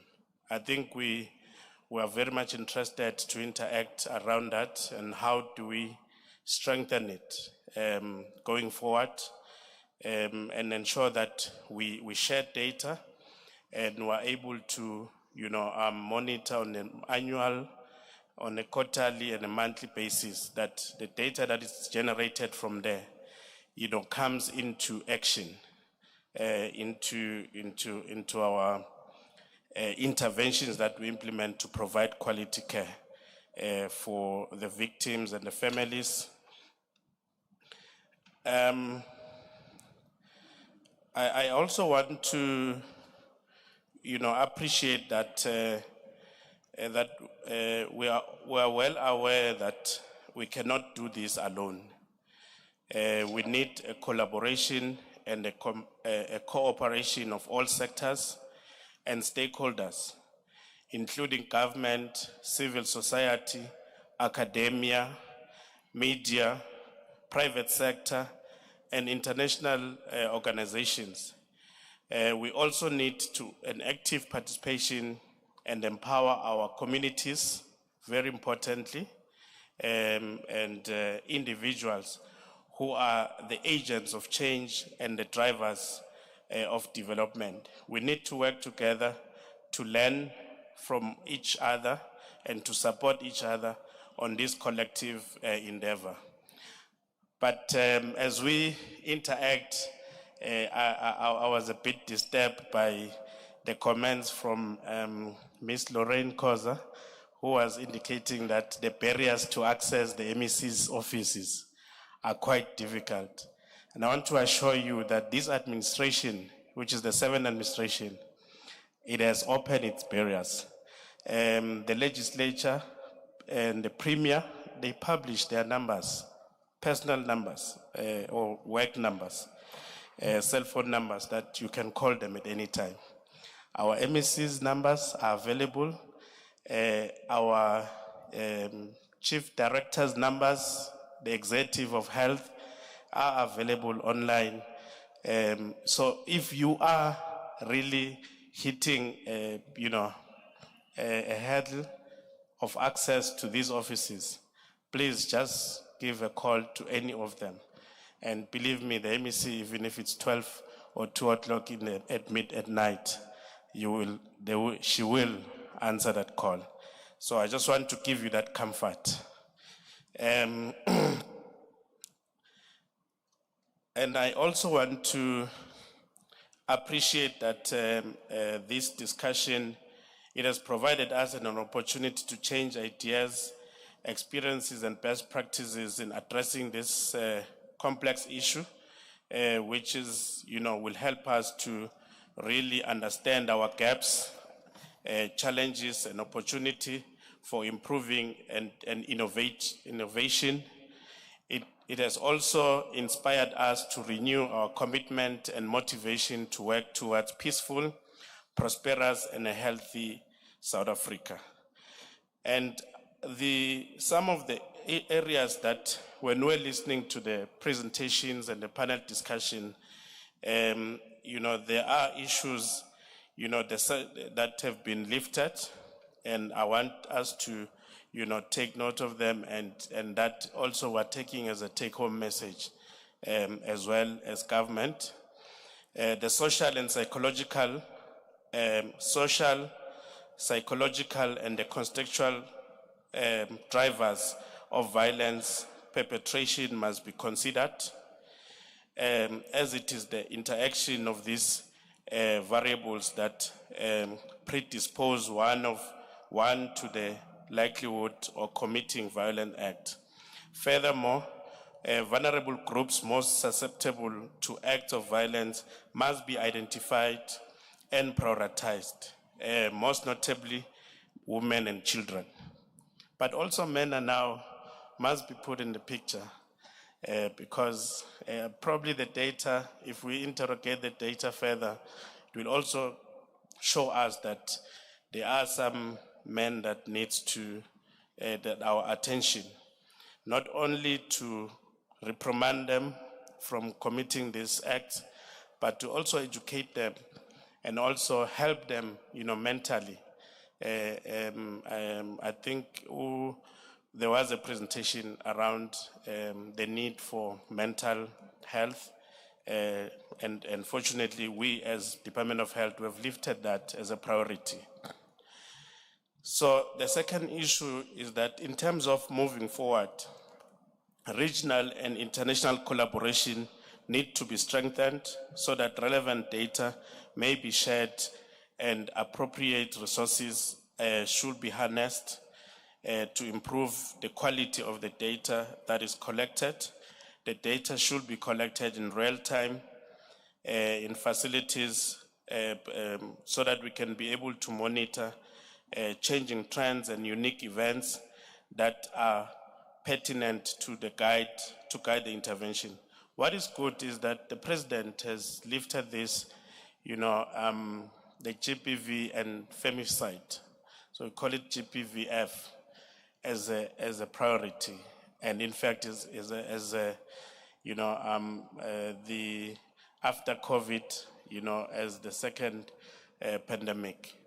And I think following that, our Premier also lifted this issue during the SOPA, the State of the Province Address. So it is taking really a big shape, but it's important that we develop systems that are going to give us credible data, that will, and data that is comprehensive.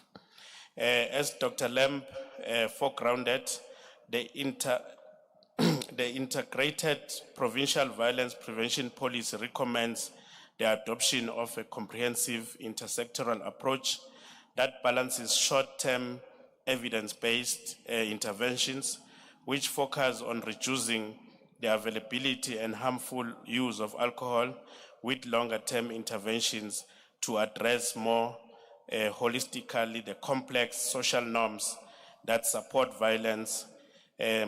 So interventions in the province, in the province, are well underway in that regard.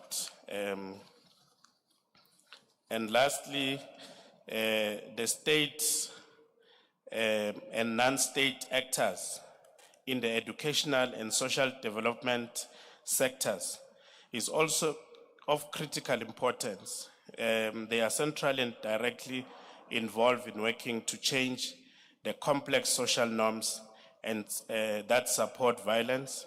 The role of private sector is also essential. It is in the front line of employment facilitation and jobs mitigation against social exclusion and the various social ills like violence that it breeds. In conclusion, I would like to indicate that in conclusion, let us remember the words of Nelson Mandela, who said, it is in your hands to create a better world for all who live in it. Let us take this message to heart and let us work together to create a better world for ourselves and for the generations to come. And let's also appreciate the work that is done by civil movements, the NPOs and the NGOs, to ensure that this matter get maximum attention.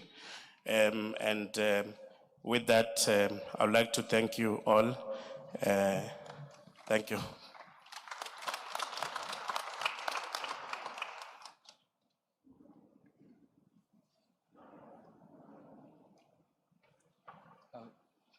Our thanks to Mr. Ndlovu for those affirmative and those positive closing comments and centering the importance of partnership.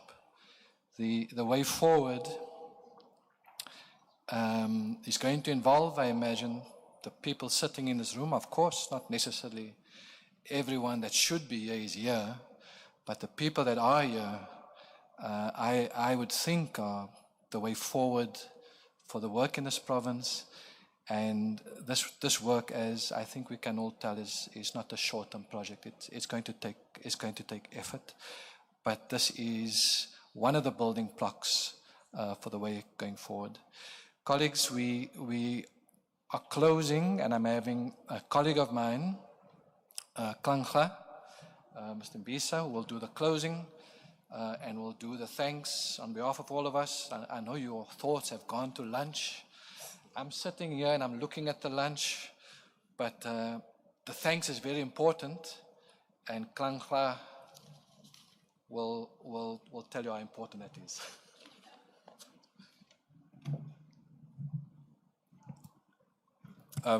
Good afternoon, everyone. It has been an honor to be part of this wonderful colloquium. On behalf of Unisa, Institute for Social and Health Sciences, and the South African Medical Research Council, we would like to express our sincere gratitude to Honorable Duduzile Mdluli on behalf of Ms. Manzini from Mpumalanga Department of Health for taking time out of her busy schedule and being with us today. Thank you. We are honored to extend our gratitude to Professor Ngosi, who is representing the Unisa College of Human Sciences, and Professor Zuklige from SAMRC for your welcome messages and ongoing support. Thank you to Ms. Arendse for a thought-provoking presentation. Thanks to Prof. Van Kerk, Dr. Swart, and Dr. Ismail for chairing today's sessions. Thank you to our panelists, Ms. Pagati, Professor Masbugo, Dr. Lamb, Professor Talib, and thanks to the NGOs, Mpumalanga, Lorraine, Claudine, and Dr. Nell that were able to join us today as well for an insightful contribution to this important conversation on injury mortality surveillance and vulnerabilities and prevention implications. Thank you to Mpumalanga Forensic Pathology Services provincial officers, district coordinators, staff members, facility managers, pathologists, administration and support staff for your effort, commitment, and endless contribution to the NIMS project. Thanks to Unisa and local press for being with us today.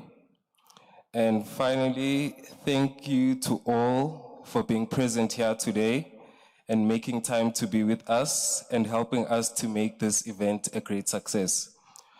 And just a quick announcement to the IM staff, interviews will be held at the media corner, which will be there next to the banners, and lunch will be served at the back after this.